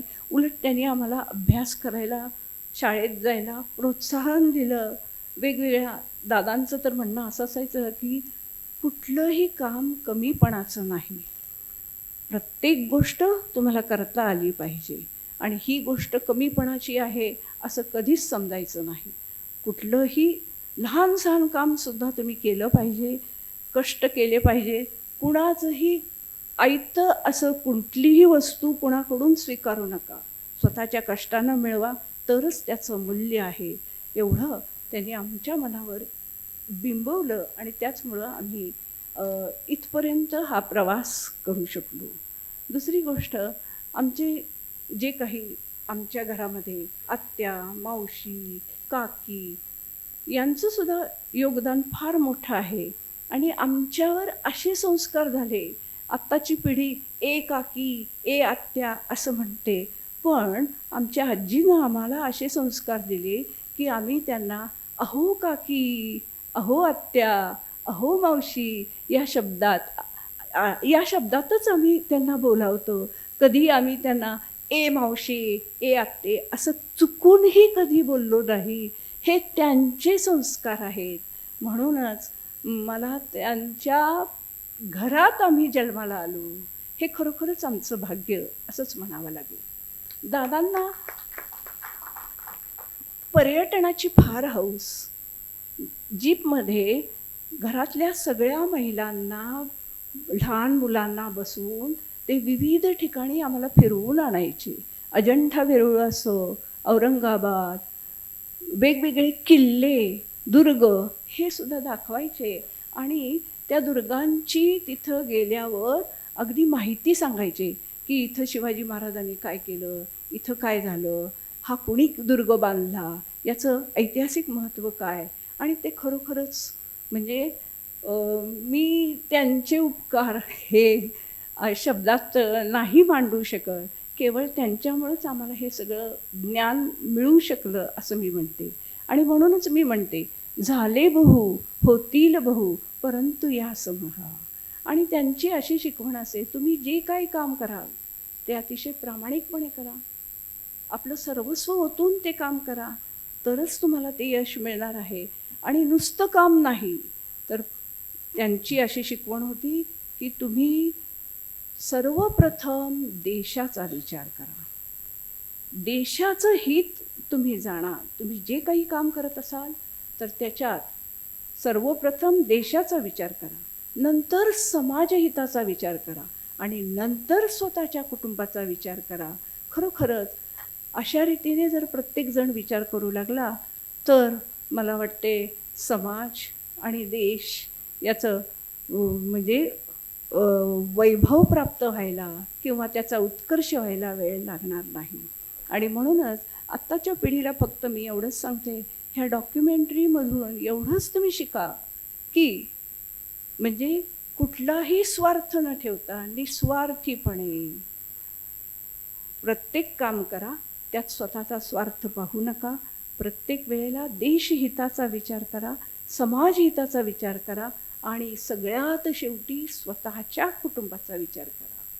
मला वाटते जर आपण अशा रीतीने वागलो तरच भारत हा मोठा म्हणजे 2047पर्यंत नक्कीच प्रगत राष्ट्र बनायला काहीच हरकत नाही. आणि म्हणूनच मला प्रत्येकाला असं सांगावं वाटतं, म्हणजे सध्याच्या युवा पिढीला की तुम्ही डॉक्युमेंटरी जरूर पहा, त्याच्यातून तुम्हाला काय शिकता येतं तेही तुम्ही जरूर शिका. देशप्रेम सर्वप्रथम. आणि म्हणूनच मी त्यांनी जे काही केलं त्याच्यामध्ये कर्मण्येवाधिकार असते मा फलेषु कदाचन. ते फक्त देशसेवा करत राहिले, समाजसेवा करत राहिले, त्यांनी कुठल्याही फळाची अपेक्षा ठेवली नाही. आणि म्हणूनच त्यांना शेवटी त्यांच्या कामाचं फळ हे राष्ट्रपती पदक देऊन देशानं त्यांचा सन्मान केला. आणि इथंच त्यांच्या कार्याचा सर्वश्रेष्ठ सन्मान हा होय असं मला वाटतं. आणि त्यांनी समाजकार्य करताना, देशकार्य करताना कधीच आपल्या कुटुंबाचा विचार केला नाही. पण त्यांच्या सान्निध्यात राहणं, त्यांचं वर्तन अभ्यासणं, पाहणं हेच आमच्यासाठी फार मोठं भाग्य होतं. आणि यासाठी मी आमच्या आत्ता इथं आमच्या मातोश्री माई उपस्थित आहे, आमच्या थोरल्या काकी उपस्थित आहेत, आमच्या मावश्या आणि आमचे आप्तस्वकीयही उपस्थित आहेत. या सगळ्यांच्या संस्कारामुळं आम्ही घडलो. आणि म्हणूनच आज आम्ही दादांच्या लेकी म्हणून तुम्ही आम्हाला ही संधी देत आहात, त्याबद्दल मी तुमचे शतशः आभारी आहे. जय हिंद, जय महाराष्ट्र, जय भारत. धन्यवाद भारतीताई. नक्कीच घराला घरपण देणारी माणसं आपण आहात. घर असावे घरासारखे, नको तो नुसत्या भिंती, तिथे असावा प्रेम जिव्हाळा, नको तो नुसती नाती.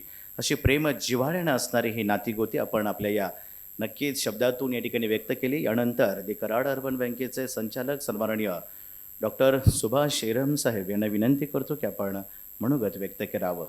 सन्माननीय डॉक्टर सुभाष एरम साहेब.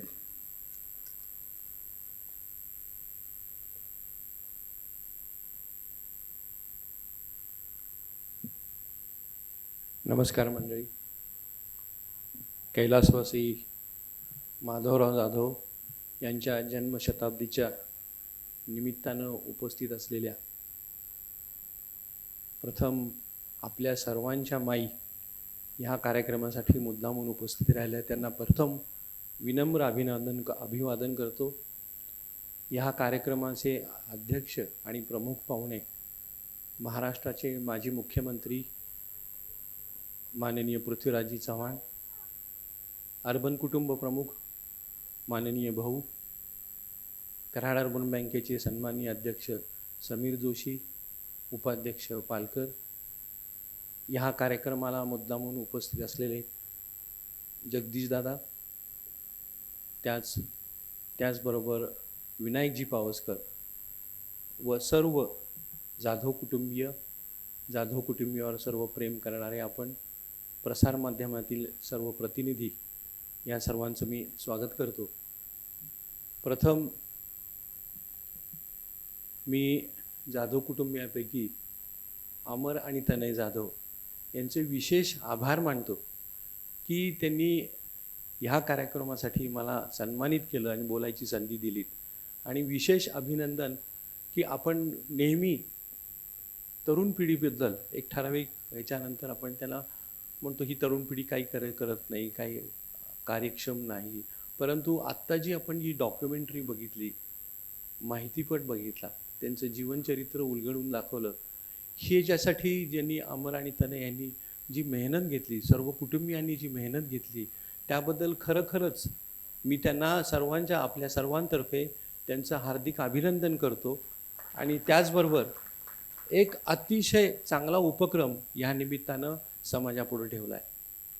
मला अतिशय नम्रपणे आणि खेदपूर्वक सांगावंसं वाटतं की एवढी महान व्यक्ती काळाच्या आड अकाली मृत्यूमुळे गेली, परंतु त्याचा आत्तापर्यंत कधीही जीवनपट किंवा माहिती कुठल्याही प्रसारमाध्यमाने तेवढी प्रसिद्ध केली नाही. आणि आज त्या निमित्तानं जन्मशताब्दीच्या निमित्तानं हा कार्यक्रम आयोजित केला. हा कार्यक्रम खरोखरच अतिशय सुंदर, रेखीव आणि अतिशय चांगल्या माहितीपटाने सुरुवात केली, राष्ट्रगीतानं सुरुवात केली. हा एक आदर्श तरुण पिढीनं आपल्याला घालून दिला आहे. त्याबद्दल ह्या तरुण पिढीचं मी खरंच अभिनंदन करतो. त्याचबरोबर कैलासवासी माधवराव जाधव साहेबांचा आणि माझा तसा काही संबंध नाही, परंतु कैलासवासी आमचे बाबा डॉक्टर दशी एरम आणि भीमराव काका यांचे आणि भाऊ माननीय भाऊ यांची ज्या वेळेला बँकेच्या माध्यमातून किंवा चर्चा होत असत तेव्हा माधवराव जाधवांचं अतिशय आदरपूर्वक नाव घेतलं जातं. एक करार तुम्ही आता माहितीपटातनं त्यांची सगळी माहितीपट त्यांचा जीवनपट सगळा तो आपल्या पुढे आला. किती करारी होते, किती आदर्श होते, किती महत्त्वाकांक्षा होते आणि देशप्रेम त्यांचं कसं होतं हे आपल्यापुढं त्यांनी सादर करून दाखवलं. परंतु त्याच्याही पुढं जाऊन एक माणूस म्हणून किंवा एक कुटुंब म्हणून कसं असावं हा आदर्श घालून दिला. आणि ज्यावेळेला अर्बन कुटुंबाची ज्यावेळेला ही रचना केली गेली त्यावेळेला आता मला हे माहितीपट केल्याला निघाले ती ही संकल्पना अर्बन कुटुंबाची जी संकल्पना आहे ती कदाचित माधवरावांच्या प्रेरणेतच आली असावी असं मला वाटतं. माधवराव जाधवांच्या बाबतीमध्ये माझ्या वैयक्तिक जीवनामध्ये एक मात्र अनुभव मुद्दामून मी नोट करू इच्छितो. आमचं एरम कुटुंबीय 1962 साली कराडला आलं. बाबा कैलासवासी बाबांनी दवाखाना चालू केला त्यावेळेला आम्ही शुक्रवार पेठेत राहत होतो. 1965च्या दरम्यान ज्या वेळेला सीमावादाच्या दंगल झाल्या आणि खूप साऊथ इंडियन लोकांना मारहाण झाली, त्यांची हॉटेल्स सगळी नुकसान केली, त्यावेळेला चावडी चौकामध्ये आपल्या तुम्हाला सगळ्यांना माहीत असेल बॉम्बे रेस्टॉरंट नावाचं हॉटेल आहे आणि ते आपल्या रामभाऊ उडपींचं होतं.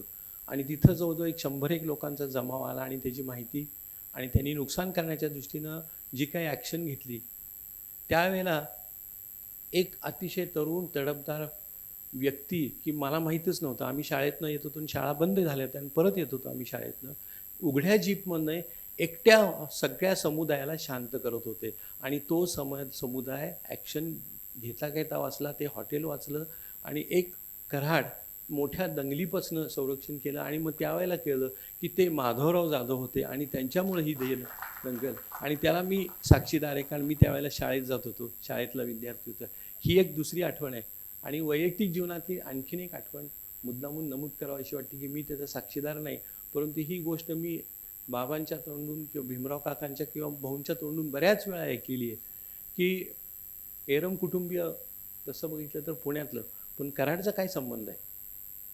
तर त्याचा एक थोडक्यात तुम्हाला मी 2 मिनटात उद्घोष करून देणार आहे की माझे वडील शिवराम सयाजी एरम हे कोऑपरेटिव्ह डिपार्टमेंटचे रजिस्ट्रार होते आणि त्यावेळेला रजिस्ट्रार ही जी पोस्ट होती ही आत्ताची जी DDR आहे ती रजिस्ट्रारची जी पोस्ट होती ते 3 जिल्ह्यापुरती सातारा सांगली, त्यावेळेला सातारा जिल्हा सांगली जिल्हा नव्हता, सातारा आणि कोल्हापूर ही पुरती मर्यादित होती आणि ते रजिस्ट्रार होते.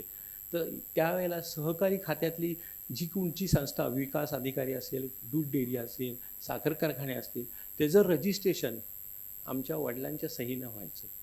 त्या काळी RD पाटील, माधवराव जाधव, विष्णू अण्णा बाळा पाटील, अण्णा बाळा पाटील तांबवेची आणि राज्याचे त्यावेळेचे गृहमंत्री बाळासाहेब देसाई ही सर्व मंडळी ह्यानं आणि कर्मवीर भाऊराव पाटील देखील ह्यानं त्या निमित्तानं आमच्या वडिलांकडे साताराला येत असत. तेव्हा आमचा मुक्काम साताराला होता आणि त्यावेळेला येत असत. आणि ही गोष्ट बाबा नेहमी सांगत असतात की ही सर्व मंडळी होती आणि त्यांच्या प्रेरणेतच आणि त्यांच्या हट्टापायीच हे इंदोलीचं सगळं सोडून ज्या वेळेला प्रॅक्टिस करायचा विचार घेतला त्यावेळेला RD पाटील हे कोयना दूध संघाचे अध्यक्ष होते. त्यांनी सांगितलं, वडिलांना सांगितलं की तुमच्या मुलाची जबाबदारी मी घेतो, पण त्याला पुण्यामध्ये प्रॅक्टिस करू नका कारण आमच्या कराडसारख्या ठिकाणी अशा डॉक्टरची आम्हाला जरूर आहे आणि त्याची प्रॅक्टिस कशी चालेल ह्याची मी हमी देतो. आणि माझ्या कोयना दूध संघाचे जेवढे कर्मचारी आहेत ह्या कर्मचाऱ्यांचं वार्षिक जे एक्झामिनेशन आहे हे एक्झामिनेशन मी त्यांना देतो. अशा पद्धतीनं आम्ही कराडमध्ये आलो. कराडवासियांनी पुढं सांगायची जरूरच नाही, आता कोणी विचारलं तर आम्ही कराडचीच होतो असं आम्ही सांगतो. आणि आता कराड सोडून दुसरीकडे कुठं जायची इच्छा नाही. कुठं जरी परदेशात गेलो तरी कराडला कसं येईन हे होतो. आणि त्यामुळं कराडवासियांनी आम्हाला हे केलं. ह्याच्यामध्ये माधवराव जाधवांचा मोठा हिस्सा आहे कारण ते कोयना दूध संघाचे उपाध्यक्ष होते त्यावेळेला आणि RD पाटील हे अध्यक्ष होते. आणि ह्या सर्व मंडळींच्या आग्रहाखातर प्रेमापोटी बाबा इथं कराडमध्ये आले आणि पुढचा इतिहास सर्व तुम्हाला माहितीच आहे. अशा रीतीनं माधवराव जाधव एक कुटुंबवत्सल म्हणलं तर कुटुंबवत्सल सगळ्या कुटुंबांना घेऊन जाणारे असते. कदाचित अपघातात त्यांचं जर का निधन झालं नसतं तर कराडचा इतिहास वेगळ्या अक्षरांनी नक्कीच लिहिला गेला असता. कारण की कदाचित हे अतिशयोक्तीचं वाटेल, परंतु माझी स्वतःची अशी धारणा आहे की भीमराव काकांच्या प्रत्येक निर्णयामागं ते खंबीरपणे उभं राहतात. आणि त्यांना आणखीन जर का जास्त आयुष्य मिळालं असतं तर भीमराव काकांच्या रूपानं आपल्या कराडला एक चांगला नगराध्यक्ष मिळाला असता आणि कराडचं वैभव किंवा कराडचं जे आत्ताचं जे रूप आहे ह्याच्यापेक्षाही वेगळ्या पद्धतीचं कराडचं रूप झालं असतं आणि कराड शहरामध्ये लौकिकाची भर पडली असती, अशी मला स्वतःची एक वैयक्तिक धारणा आहे. कारण भीमराव काकाही माधवराव काकांसारखेच होते, महत्त्वाकांक्षी होते, अतिशय ट्रान्सपरंट होते, अतिशय करारी होते, हिशेबाला अतिशय व्यवस्थित होते. परंतु जेवढे कडक होते तेवढे मऊ पण होते. माणसांची किंमत त्यांना होती, त्यांना पारख होती. त्यामुळं जरी माधवराव साहेबांचा आमचा संबंध नाही आला तरी भीमराव काकांचं ह्या निमित्तानं मुद्दामून स्मरण करावं असं वाटतं. कारण की भाऊ कसा असावा तर राम लक्ष्मणासारखा असावा किंवा राम भरतासारखा असावा की आयुष्यभर त्यांनी त्यांची सेवा केली आणि त्यांचा शब्द कधीही कुठेही कमी पडू दिला नाही आणि खाली पडू दिला नाही. हे त्यांचं आदर्श उदाहरण आहे. आणि हे मला मुद्दामून ह्या निमित्तानं सांगावं असं वाटतं की ह्या गोष्टी आता ह्या आउटडेटेड होत चालल्या आहेत, फॅमिली सगळ्या न्यूक्लिअर होत चालल्या आहेत, परंतु हे आदर्श समाजापुढे राहायला पाहिजेत. आणि ह्या निमित्तानं जाधव कुटुंबियांनी हा जो माहितीपट किंवा हा जो कार्यक्रम आयोजित केला आणि आपल्याला पृथ्वीराज बाबांसारखे आपल्याला आज प्रमुख पाहुणे अतिथी मिळाले, हे आपल्या ह्या कार्यक्रमाचं सगळ्यात मोठं भाग्य आहे. आणि हा शताब्दी हॉल आम्ही अशाच कार्यक्रमाला बँकेच्या देतो की त्यानं समाजाचं उद्बोधन होईल, एक चांगला उपक्रम लोकांपुढे राहील. आणि आज मला असं वाटतं की ह्या कार्यक्रमाला हा जो हॉल दिला आहे तर ह्या हॉलचं चीज झालं आहे असं मला वाटतं. आणि संयोजकांनी मला बोलायची संधी दिली त्याबद्दल मी त्यांचे परत एकदा धन्यवाद मानतो आणि माझं मनोगत संबोधतो. जय हिंद, जय महाराष्ट्र. माणूस शोधतो मी, एक आदर्श माणूस म्हणून खऱ्या अर्थानं आपण स्वातंत्र्य सैनिकांचा नामोल्लेख खऱ्या अर्थानं आपल्या मनोगतातून केला आणि कराडकरांचं असलेलं प्रेम खऱ्या अर्थानं आपण या आपल्या मनोगतातून या ठिकाणी व्यक्त केलं. यानंतर आमच्या कराड अर्बन प्रमुख सन्माननीय भाऊ आपणास विनंती करतो की आपण मनोगत व्यक्त करावं. सन्माननीय सुभाषराव जोशी उर्फ भाऊ या ठिकाणी मनोगत व्यक्त करतील.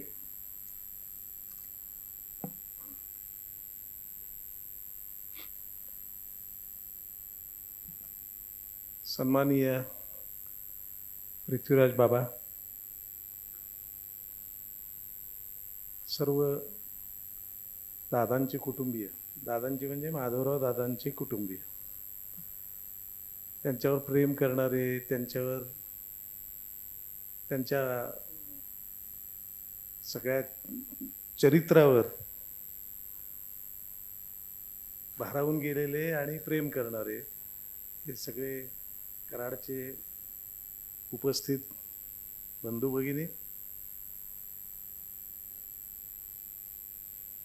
अतिशय हृद्य असा कार्यक्रम आणि त्या कार्यक्रमाला मला हजर राहता आलं. हजर राहता आलं म्हणण्यापेक्षा सुद्धा त्या सगळ्या त्यांच्या कुटुंबियांनी मला तुम्ही पुढाकार घेतला पाहिजे आणि त्या ह्याच्यामध्ये तुमच्याजवळ ज्या काही आठवणी आहेत त्या संबंधी बोललं पाहिजे असा आग्रह होता.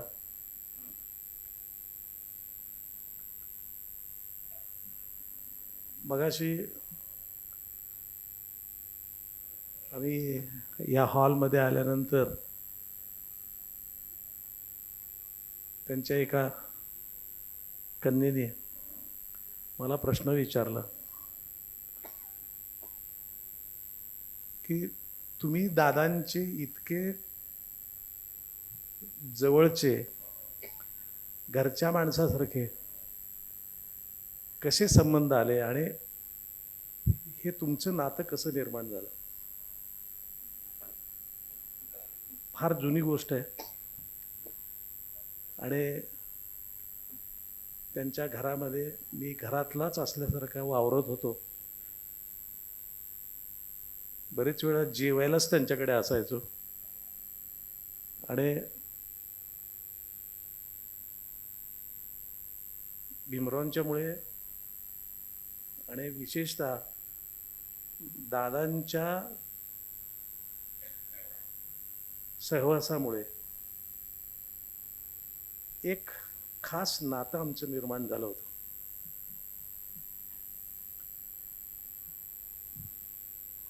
पहिल्यांदा कुणाशी नातं झालं असं जेव्हा मला विचारलं तेव्हा मी सांगितलं की दादांच्या बरोबर झालं. मग ते कसं झालं, प्रत्येकाला आश्चर्य वाटतं की माधवरावांच्या पेक्षा सुद्धा भीमराव माझे पार्टनर होते आणि आम्ही एकाच व्यवसायामध्ये होतो. मग त्यांच्याऐवजी हे दादांचं नाव कसं घेतात? तर त्याचा एक छोटासा इतिहास आहे.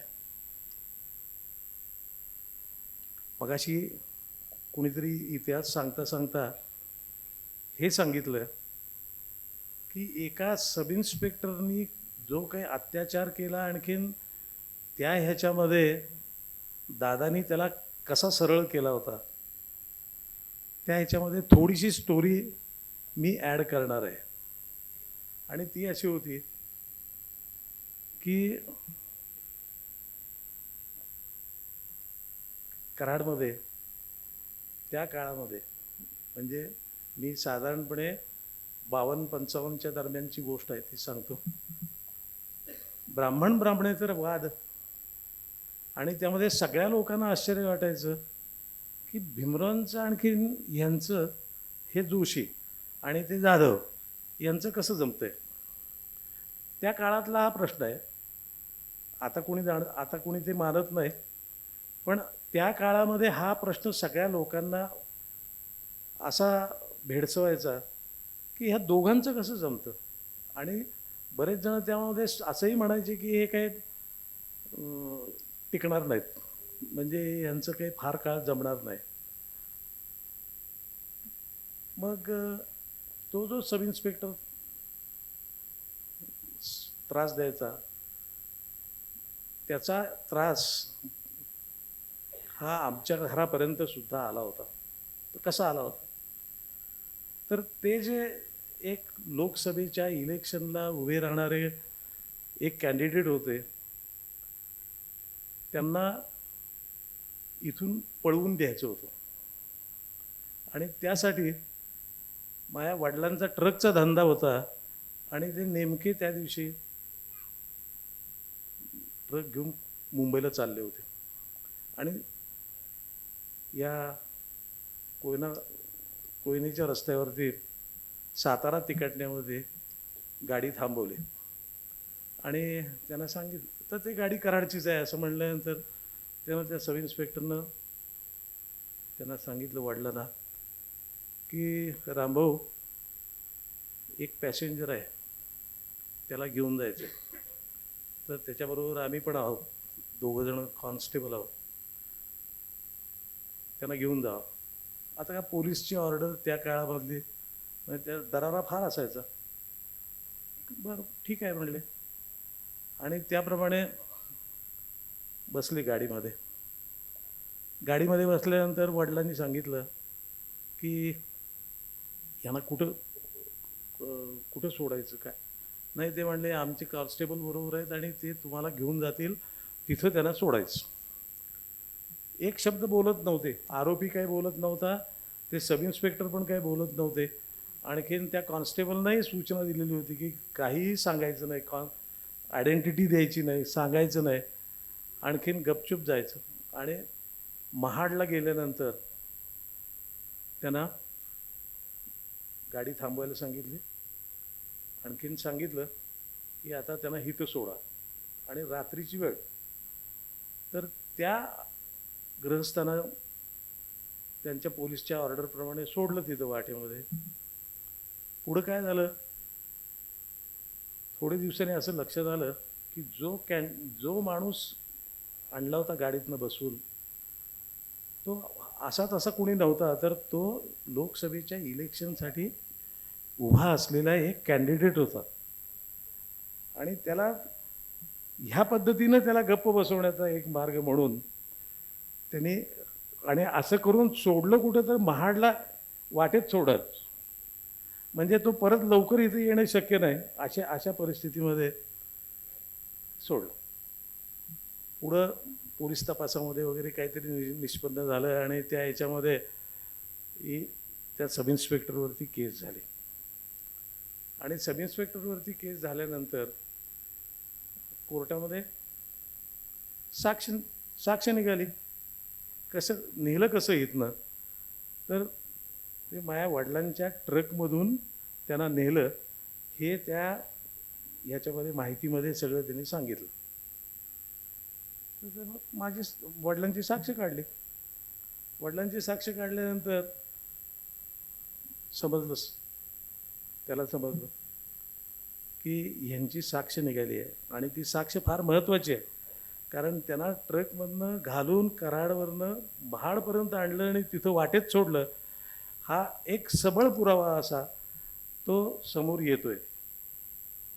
रात्री तारीख अशी 2 दिवसावरती होती, तर रात्री आमच्या घराचं दार ठोठावलं आणि दार उघडलं.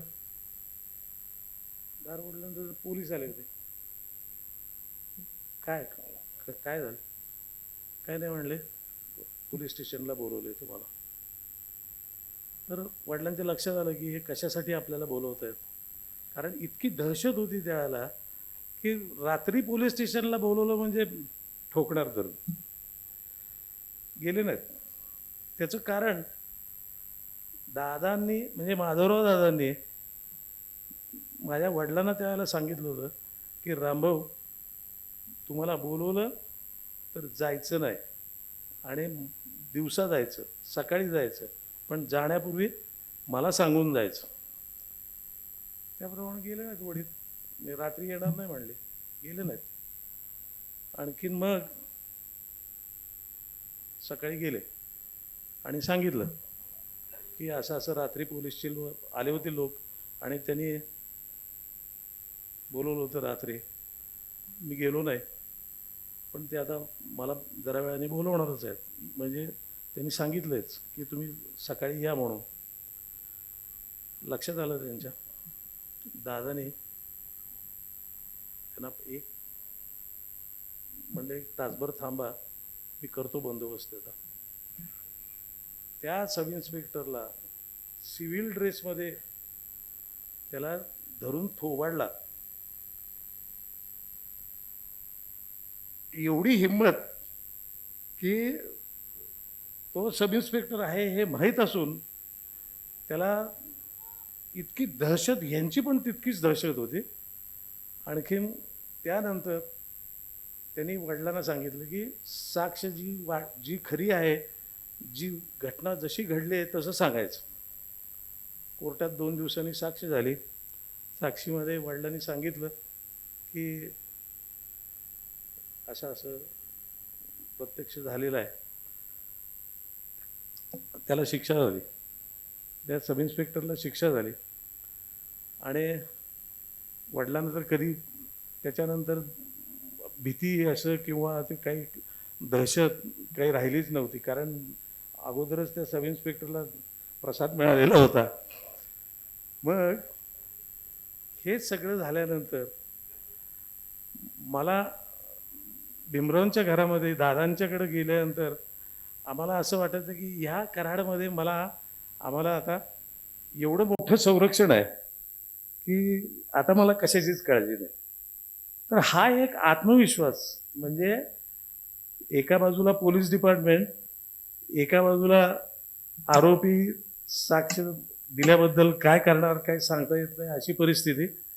पण अशा परिस्थितीत सुद्धा एक सामान्य माणूस, वडील ट्रकचा व्यवसाय करत होते, आणखीन बऱ्याच प्रमाणामध्ये पोलिसांच्यावरच अवलंबून असतो तो धंदा सुद्धा. आणि त्यात परत मी मगाशी सांगितलं त्याप्रमाणे आमचं कुटुंब म्हणजे सोमवार पेठेमध्ये राहणारं ब्राह्मण कुटुंब. आणि अशक्य ही गोष्ट आहे की इतका प्रतिकार करणं, परंतु इतका कॉन्फिडन्स लोकांच्या मनामध्ये देण्याची हिंमत आणि एवढी ताकद त्यांच्या नावामध्ये होती. आणि दादांच्याबद्दल एवढा आत्मविश्वास होता की माझ्या बाजूला मदत करायला रात्री अपरात्री केव्हाही जरी झालं तरी दादा आहेत. म्हणजे माधवरावांना असं माधवरावांचा ह्याच्यामुळे पाठिंब्यामुळे इतका कॉन्फिडन्स होता आणि आम्ही निवांत होतो. दादा ज्यावेळेला वारले ॲक्सिडेंटमध्ये, त्याच्यानंतर कराडला एक ह्याच्यामध्ये नगरपालिकेच्या कंपाऊंड ह्याच्यामध्ये मला वाटतं नगरपालिकेच्या ग्राउंडमध्ये एक शोकसभा झाली होती आणि त्या शोकसभेच्यामध्ये यशवंतराव स्वतः होते आणि मी फारसं भाषण काही करायला येत नव्हतं, पण दादांच्या प्रेमापोटी आणखीन हा किस्सा सांगायसाठी म्हणून असं मी ठरवलं की आपण बोलायचं आणि बोललो. मला काय बोलावं हे म्हणजे सुचत नव्हतं, पण आपलं थोडक्या शब्दामध्ये सांगायचं म्हणून मी सांगितलं. म्हणलं दादा म्हणजे माधवराव दादा म्हणजे कार्यकर्ते तयार करायची फॅक्टरी होती. एवढं साध्या शब्दामध्ये मी त्या सगळ्या ह्याचं वर्णन अशा पद्धतीनं केलं. आणि मगाशी मला त्याची आठवण झाली की त्यांच्या मुलीने मला विचारलं की तुमचे एवढे घरगुती संबंध कसे आहेत. त्यावेळेला माझ्या लक्षात आलं की काही संबंध नव्हता आमचा वास्तविक, काही धंद्याचा संबंध नाही, काही नाही. परत मी तुम्हाला सांगितलं ब्राह्मणाचं काय परिस्थिती काय होती त्या काळामध्ये. आणि त्या काळामध्ये भीमरावांच्या घरामध्ये दादांच्या इथं आम्ही गप्पा मारत बसायचो, बोलायचो, आणखीन आरामशीर केव्हाही मनात येईल त्यावेळेला जायचं, जेवायचं. कारण ते सांगतो तुम्हाला मी. हां, बरोबर खूण केली त्याने.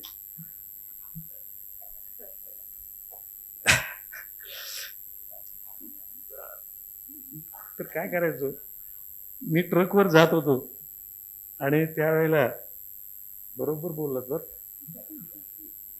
आणि बेंगलोरला वगैरे गेलो, परत येताना त्या बेळगावच्या जवळ यांची लमाण लोकांची वस्ती होती आणि त्या माझा ट्रक एक विशेष असा दिसायचा की ज्याच्यामुळं त्याच्या लक्षात यायचं, ते त्या लोकांच्या लक्षात यायचं की हे गिऱ्हाईक आलंय म्हणून. आणि त्यांनी तिथं धरलेले असायचे, पकडलेले असायचे आणि ते ठेवलेले असायचे. मी केव्हा येणार आहे ते बघून त्याप्रमाणे. आणि मी थांबलो की पळत यायचे की ते मला ते सगळे द्यायचे आणि मी ते घेऊन जायचो यांच्याकडे. आणि आता करायचं कुठं, आमचं हक्काचं ठिकाण म्हणजे दादांच्याकडे जायचं, मग त्यांच्या घरी जायचं, त्यांना ते करायचं. आणि मग माझं आमंत्रण ठरलेलं होतं, त्यामुळं मी 100% त्यांच्याकडं त्यांच्यासाठी ते घेऊन यायचो. आणखीन असं आमचं एक प्रेमाचं नातं आणि खात्री, विश्वास. आणि त्यांच्या मुलीने जो मगाशी प्रश्न विचारला होता, त्या प्रश्नाचं उत्तर त्यात होतं की आमचं इतकं कसं सख्य होतं, अशी परिस्थिती आहे.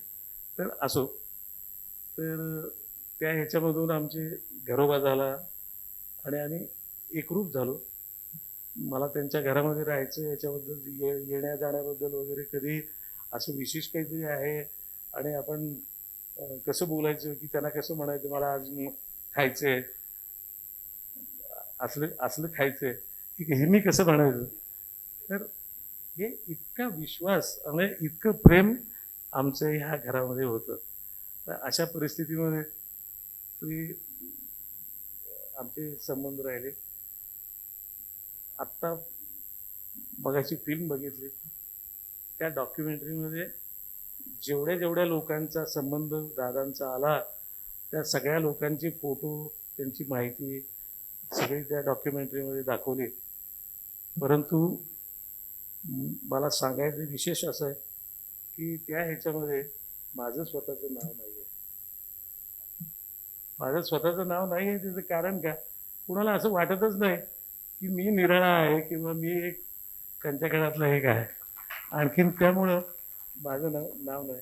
आणि दुसरी एक महत्त्वाची गोष्ट म्हणजे जितक्या लोकांचे फोटो हे सगळं त्या ह्याच्यामध्ये तुम्ही बघितलं ना, तर त्या सगळ्यामध्ये माझं सोडा तुम्ही, नाव आहे का नाही तर फारसा मुद्दा नाही आहे, परंतु माझं वय आता सध्या आहे 84. परंतु त्यावेळेला जी माणसं होती दादांच्या बरोबर, त्यांच्या बरोबर मी होतो सगळे, असं फक्त आत्ता फक्त शिल्लक फक्त मी आहे.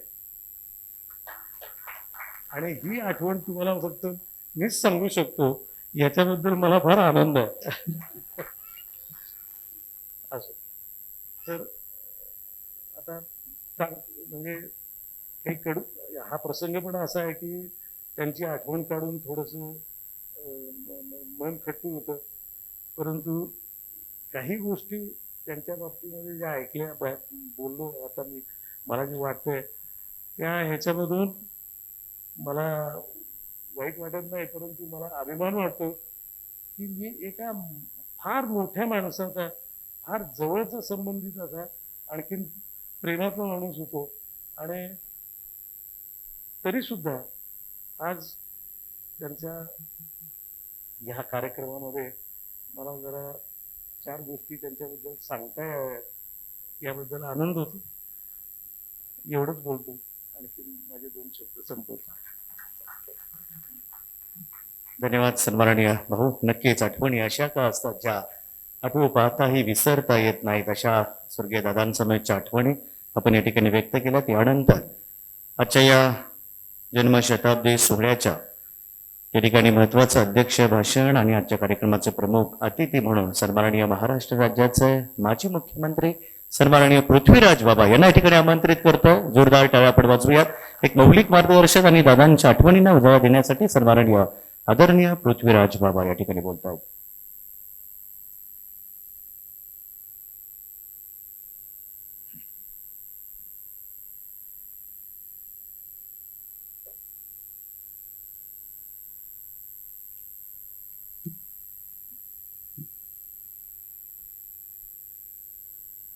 स्वातंत्र्य सैनिक क्रांतीवीर स्वर्गीय माधवरावजी जाधव यांच्या 100व्या जयंती सोहळ्याच्या निमित्तानं आपण या ठिकाणी जमलेलो आहोत. आत्ताच ज्यांनी अत्यंत मनापासून जुन्या आठवणी सांगितल्या, कार्यक्रमाचे प्रमुख पाहुणे सुभाषराव जोशी भाऊ, सुभाषराव हिरम, बँकेचे चेअरमन समीर जोशी, सुशांत पालकर, विनायक अण्णा पावसकर, ॲडव्होकेट संभाजीराव मोहिते, त्याचबरोबर दादांच्या कुटुंबातले सर्व उपस्थित कुटुंबीय आणि त्यांच्यावर प्रेम करणारे कराडचे सर्व बंधू भगिनी, अत्यंत हृदयस्पर्शी असा हा कार्यक्रम आहे. मी आज पुण्याला होतो, ठाण्याला तारीख दिली होती, घ्यायला विसरलो आणि पुण्याला दुसरे काही कार्यक्रम घेतले. पण आज रात्री इंदाजीने सांगितलं की आपल्याला यायचं आहे, मग काही गर्दीनं रेल्वेने तांदून वेळेवर पोहोचू शकतो. अतिशय उत्कृष्ट डॉक्युमेंटरी बनवलेली आहे. फार काही त्यावरचे छायाचित्र उपलब्ध नाही, पण एआयचा वापर करून एक हुबेहूब एक माहितीपट असा तयार केला की आपण अगदी लाईव्ह डॉक्युमेंटरी पाहतोय असा त्याचा आभास व्हावा. आणि कराड तालुक्याचा का सातारा जिल्ह्याच्या स्वातंत्र्य लढ्याचा इतिहास आणि माधवराव दादांच्या कर्तृत्वाचा इतिहास एकमेकांशी जोडलेला. पण त्या प्रत्येक घडामोडीमध्ये स्वातंत्र्यपूर्वीच्या काळापासून ते समरेश झालेले आहेत. कराडच्या राजकीय राजकारणाचे, नंतर मग विकासाच्या बाबतीमध्ये स्वातंत्र्य मिळाल्यावर त्यांनी सहकारी चळवळ असेल, क्रीडा क्षेत्र असेल, त्यामध्ये भाग घेतला. कराड तालुक्याच्या जळत खेळण्यामध्ये इतका मोठा वाटा होता की कराडचं काही आपण जर कुठल्याही संस्थेचं नाव घेतलं, कुठल्याही कंडक्टरचं नाव भेटलं त्यांच्याशी संबंध जोडल्याशिवाय तो पुढे जाऊ शकतो. असंच दूध संघाच्या कामाकरता मला वाटतं कोल्हापूर सातारला निघाले होते का परत येत होते आणि दुर्दैवाने फक्त 50 वर्ष परिस्थिती राहिल्या असताना त्यांचा दुर्दैवी अपघात झाला. त्या ठिकाणी अध्यक्ष उपाध्यक्ष होते संघाचे त्या ठिकाणी. जर आज आपण सर्वसामान्यपणे आपण आता सांगितलं 84 वर्ष वय, म्हणजे आजच्या युगामध्ये 75 पर्यंत काहीच कुठे काही अडचण नसते. म्हणजे जवळजवळ 30 वर्षाचा तुमचा कालावधी म्हणजे कराडच्या विकासामध्ये होमगार्ड आहेत पण त्याला कोणी आता माहितीच नाही कोणाला होमगार्डचं काय काम आहे. पण होमगार्डचा इतका दरार असायचा जिल्ह्यावर की अशा प्रकारे शांतता प्रस्थापित करणं, पोलिसांचा भार कमी करणं, सरकारचा भार कमी करणं आणि समाजाशी एक नातं जे होतं की त्या शब्दाला जे वजन होतं, त्यामुळं होमगार्ड ही संकल्पना त्या काळात फारच महत्त्वाची असायची. आपण डॉक्युमेंटरीमध्ये पाहिलं की अनेक वेळेला जेव्हा खडतर प्रसंग निर्माण झाले तेव्हा दादा होमगार्ड कमांडर म्हणून एकटे पुढे जायचे, त्या बॉम्बला सावध जायचे आणि सगळे शांतता करून टाकायचे. एक वेगळं व्यक्तिमत्व त्यांचं होतं आणि आज त्याची आठवण करण्याची संधी मिळालेली आहे. आज जग खूप बदललेलं आहे. तो काळ ज्यांनी पाहिला, भावनी अतिशय फार संतोणी अशा आठवणी सांगितल्या. ते मनापासून जिव्हाळ्याने बोलले की कसं कौटुंबिक नातं सुरू झालं, त्यावेळचे सामाजिक संबंध काय होते, आजचे काय आहेत. आणि एकदम संबंध हा सातारा जिल्ह्याच्या इतिहासाच्या कार्यक्रमाच्या माध्यमातून आपल्या डोळ्यासमोर राहिला. मला तरी थोडंसं माहिती आहे, पण आमच्या नंतरच्या तरुण पिढीचं काही माहिती नाही. किती मोठी माणसं होऊन गेली. किती जणांना माहिती आहे, मगाशी उल्लेख झाला की देशात फक्त 3च जिल्हे होते जिथं तरी ब्रिटिशांचं राज्य होऊ दिलं नाही, इंडियन जॅक फडकू दिला नाही. भडकला तर त्याला उतरायची कामगिरी चव्हाण साहेबांनी केली. युपीमधलं बलिया, बंगालमधला 24 परगणा आणि महाराष्ट्रातला सातारा जिल्हा, जुना सातारा जिल्हा, सांगली सातारा एकत्र असलेला जिल्हा. खूपच ज्वलंत इतिहास आहे. त्यांना कृष्णाकाठ ज्यांनी वाचलं असेल त्यांना थोडीशी त्याची माहिती मिळाली असेल आणि ती अवश्य जर कोणी नसेल वाचले तर वाचलं पाहिजे. कारण आपल्या जिल्ह्याचा, आपल्या तालुक्याचा किती श्रेष्ठ इतिहास आहे. किती मोठी माणसं होऊन गेली आणि सामान्य शेतकरी कुटुंबातली माणसं पण किती उच्च पदावर पोचली, त्याचा तो ज्वलंत इतिहास आहे.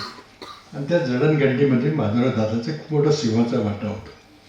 चव्हाण साहेब दिल्लीला असायचे, मुंबईला असायचे आणि कराड सांभाळायचं काम 4-5 माणसं करायचे. सह्याद्री साखर कारखाना असेल, भिकवांना किवळकर असतील, बाबासाहेब चोरेकर असतील, पार्लेकर आबा असतील, या मंडळींनी ह्या संस्था उभ्या केल्या. चव्हाण साहेबांनी काही स्वतः कुठं काही कारखान्यावर सही केली नाही, चेअरमन झाले नाही, पण या लोकांना प्रोत्साहित केलं. आणि मग दूध संघ असेल की अशा बऱ्याच संस्था, चांगल्या शिक्षण संस्था असतील, त्या उभ्या राहिल्या. हा इतिहास फार ज्वलंत इतिहास आहे. त्याचा अभ्यास केला पाहिजे. आणि खरंच तनयला मी धन्यवाद देईन की अगदी जिवंत अशी डॉक्युमेंटरी काही जवळ नसताना, मला वाटतं एखादा फोटोही असेल का नाही माहीत नाही, पण सगळं AIच्याच आहे. इतकं जिवंतपणे डॉक्युमेंटरी उभी केली, इतिहास आपल्यासमोर मांडला. खरोखरीच त्या स्वातंत्र्य काळानंतरच्या आणि आधीच्या इतिहासाला पण जिवंत केलं. खरं म्हणजे जुन्या आठवणी सगळ्या ताज्या झाल्या. खूपच आठवणी आहेत, चांगल्या वाईट वगैरे सगळ्या. परंतु सातारा जिल्ह्याला जे एक आगळं वेगळं स्थान आहे आणि त्यामध्ये कराड हा त्याची आत्मा असलेली भूमी आहे. इथं सगळं राजकारण घडत होतं. आणि हे आत्तापर्यंत आपण पाहिलं असेल, एकेकाळ असं होतं की सातारा जिल्ह्याचे 5-5, 6-6 मंत्री असायचे. दादासाहेब जगताप असतील, यशवंतराव मोहिते असतील, बाळासाहेब देसाई असतील, आमचे वडील दिल्लीत होते, चव्हाणसाहेब दिल्लीत होते. राजाराम बापू पाटील असायचे. खूपच ज्वलंत इतिहास, म्हणजे सगळं महाराष्ट्राचं राजकारण इथून चाललं होतं. तो इतिहास आपण आज जिवंत उभा केला आणि सामान्य कुटुंबीय उमरसच्या ठिकाणावर कुटुंब आलं इथं आणि काही विशेष नसताना त्या नैतिकतेच्या आधारावर, चारित्र्याच्या आधारावर एवढं नेतृत्व माधवराव दादांनी उभं केलं. माझ्या प्रसंगी दिलीपरावची देखील आठवण येते, ते आहेत आपल्यामध्ये. पण जाधव कुटुंबियांचं खऱ्याचं असलेलं नातं आपण पाहिलं. या कार्यक्रमाकरता ज्यांचे जवळचे संबंध आले ती सगळी मंडळी सर्व कुटुंबीय आहेत. मला वाटतं की या निमित्तानं कराडचा हा जो जिवंत वारसा आहे तो पुन्हा जिवंत करायचं काम करणे. फार कराडनी नररत्न दिलेली आहेत देशाला. राजा त्यांची आज पुन्हा आठवण नाही आहे. कुणाची स्मारकं असतील नसतील, पण जिवंत स्मारकं त्यांची या अशा कार्यक्रमाच्या निमित्तानं व्याख्यानमालेच्या माध्यमातून इतिहास पुन्हा ठेवला पाहिजे समाजासमोर, युवा पिढीसमोर. त्याच्यासमोर आदर्श निर्माण केला गेला पाहिजे.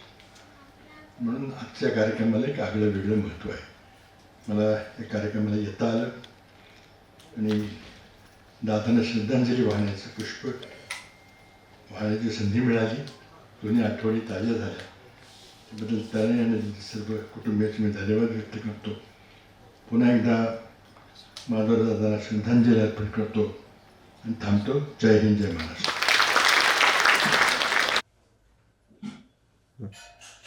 सर्वप्रथम मी सच्चे देशभक्त आणि स्वातंत्र्य सैनिक श्रीयुत माधवराव जाधव काका उर्फ आमचे दादा यांना त्यांच्या जन्मशताब्दीच्या निमित्ताने मी आदरांजली आणि नमस्कार, आदरपूर्वक नमस्कार करते.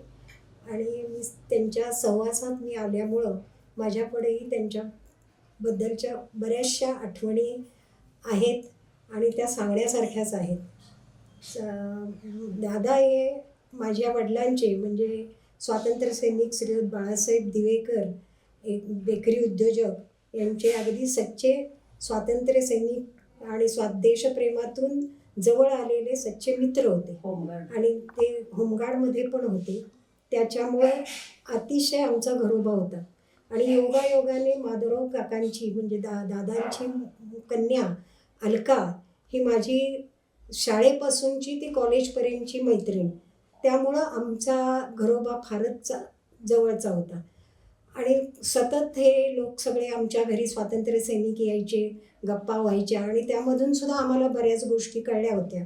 त्यामध्ये ते दारूच्या अड्ड्यांवरती जे काही ते छापे टाकायचे त्याबद्दलही आम्ही बरंच काही ऐकलं होतं. आणि त्यामध्ये त्याच्यातली सांगायची गोष्ट म्हणजे माझे वडील सांगायचे की पहाटेच्या वेळेला ते या दारूच्या अड्ड्यावर छापा टाकायला जायचे आणि त्यावेळेला छतावरून कौलं काढून ते आत उड्या मारून त्यांनी छापे टाकलेले. हे ऐकल्यावर तर आम्हाला त्यावेळेला लहानपणापासूनच त्यांच्याबद्दल एक प्रकारचा आदर निर्माण झाला होता. आणि त्यावेळेला ते छापे जिथं टाकले जायचे ते लोक बायकांना पुढे करायचे की या लोकांना प्रतिकार करण्यासाठी. पण त्यालासुद्धा या लोकांनी भीक न घालता यशस्वीपणे हे दारूचे अड्डे बंद केले होते आणि सबंध दारूच्या त्यांच्या भट्ट्या उद्ध्वस्त केल्या होत्या. हे आम्ही ऐकलं होतं. त्यानंतर त्यांचा आणि माझा जो काही जास्त जवळीक आणखी म्हणजे त्यांना जे काही त्यांचे स्वातंत्र्य सैनिक मधून झालेले जे सहकारी मित्र वगैरे होते त्यांचा घरोबा असं असायचं की ते त्यांच्या मुलांना सुद्धा आपल्या मुलांसारखंच ट्रीट करायचे. त्यामुळं एकदा काय झालं की मी रविवार होता आणि मी असं सहज मी त्यांच्या घरी गेले होते मैत्रिणीकडे आणि साधारण 11-11:30चा सुमार असेल. त्यावेळेला माधवराव जाधव आणि त्यांच्याबरोबर शामराव अष्टेकर काका हे दोघंजणं सातारला जायला निघाले होते आणि ते जेवायला बसले. मलाही जेवायला बसवलं आणि ती माझी मैत्रीण म्हणाली की दादा हिलाही घरी पोचवा तुम्ही जाता जाता. मग ते म्हणाले ठीक आहे, जीपमधनं मी सोडतो. आणि मला जीपमध्ये घेतलं आणि निघालो. मला वाटलं आत्ता घर आमचं अगदी जवळ होतं तसं. म्हणून मी वाट बघत होते आत्ता घरी, तर दुसऱ्याच रस्त्याला कुठे गाडी चालली. मी म्हटलं अरे चे हे कुठं जायला लागलेत. मी म्हटलं दुसऱ्या रस्त्याने एखादी मला, मी लहान ना, असेच पोचवत असतील मजा करत, असं मला वाटलं. म्हणून मी गप्प निघाले त्यांच्याबरोबर आणि बघितलं तर गाडी सातारच्या दिशेने लागली आणि त्या जीपमधून चक्क ते मला सातारला घेऊन गेले. माझे वडील तसे फार कडक होते, त्यामुळं मी घाबरले. आता हे तर मी सातारला न्यायला लागलेत आणि घरी तर काही पत्ता नाही कुणाला. आणि त्यावेळेला होतं काय, मोबाईल वगैरे हे नसल्यामुळं संपर्क साधायचा कसा हेही मला कळत नव्हतं आणि मी तरी लहानच होते अर्थात. पण मला काही सुचत नव्हतं. मी अक्षरशः रडकुंडीला आले होते. ह्या दोघांचं कामाच्या नादात माझ्याकडे लक्षच नव्हतं आणि बोलत बोलत चालले. सातारला पोचलो, मग नंतर त्यांची कामं झाली. मग तोपर्यंत तिकडं आमची घरी शोधाशोध सुरू झाली होती. माझ्या वडिलांनी, मग माझ्या आईने सांगितलं अहो ती जाधवांच्या घरी अलकाकडे गेली आहे म्हणून मला सांगून गेली आहे. मग तिथं चौकशी करायला पाठवली माणसं. तर ती म्हणाली की हो ती घरी जायसाठी दादा तिला घेऊन गेले, पण मलाही काही माहिती नाही. झालं म्हणजे सगळीकडंच गोंधळ माजला. आणि मग सातारला जाऊन परत आम्ही निघालो. तिकडनं सगळी त्यांची कामं होईपर्यंत संध्याकाळ झाली आणि आमची बेकरी असल्यामुळं 8:30-9ला बेकरी बंद झाली होती आणि वडील गॅलरीत माझी वाट पाहत बसले होते. आम्ही घरी आलो आणि खालून दोन्ही काका म्हणजे माधवराव काका आणि शामराव काका दोघांनी वडिलांना माझ्या हाक मारली, ए बाळ दार उघड म्हणून, ए जा घेऊन जा पोरीला, कुठं तुम्ही नेताय तिकडे घेऊन जा. मी घाबरले. म्हटलं आता हे चिडलेत आणि माझं काही खरं नाही, मला तरी मार बसणारच, पण ह्यांची चांगल्या मैत्रीमध्ये आता काही वितुष्ट येते की काय हे असं मला भीती वाटायला लागली. मग त्यांनी येऊन खाली दार उघडलं, मला आत घेतलं. मी घाबरतच वरती जिन्यावर चढून गेले आणि वरनं हळूच ऐकत होते यांची भांडणं होत आहेत का म्हणून. आणि नंतर 1-5 मिनिटात ऐकायला लागले तर तिघं जोरात हसत होते आणि एकमेकाला त्यांच्या भाषेत काय म्हणजे बोलत होते. आणि मग नंतर मी हुश्य झालं. पण नंतर मला आईकडनं कळलं की त्यांचा एकच उद्देश होता की त्यांच्याबद्दल त्यांच्या मनात कुठलीही आढी नव्हती किंवा तुला नेल्याबद्दल त्यांना हे नव्हतं, पण ह्याचा कुणी परत दुसऱ्याकडून गैरफायदा होऊ नये की बाळाचीच मुलगी आहे, नेलं तरी चालतंय, हा उद्देश होता. आणि त्यामुळं मग मला काही मार बसला नाही. आणि ते ताकीद देऊन गेले होते, हे पोरीला धक्का लावशील तर बघ हा म्हणून, असं अगदी धाकात तिने माझ्या वडिलांना सांगून गेले होते. त्यामुळं हा एक मला फार त्यांचा किस्सा सांगण्यासारखा वाटतो. आणि दुसरं म्हणजे जे काही ते 65 साली नाही पण 73 साली जाळपोळ झाली होती सीमावादाच्या काळामध्ये. त्यावेळेला आम्ही मोठे होते, आम्हाला त्यावेळेला कळत होतं बऱ्यापैकी. आणि हे माधवराव काका मॉब जमलेला होता साधारण मंगळवार पेठेत कन्याशाळेच्या जवळ, आणि तिथे एकटे जीपमधनं आले होते आणि सगळ्या लोकांना त्यांनी परतून लावलं, सगळ्या लोकांना धडाडीने तोंड दिलं.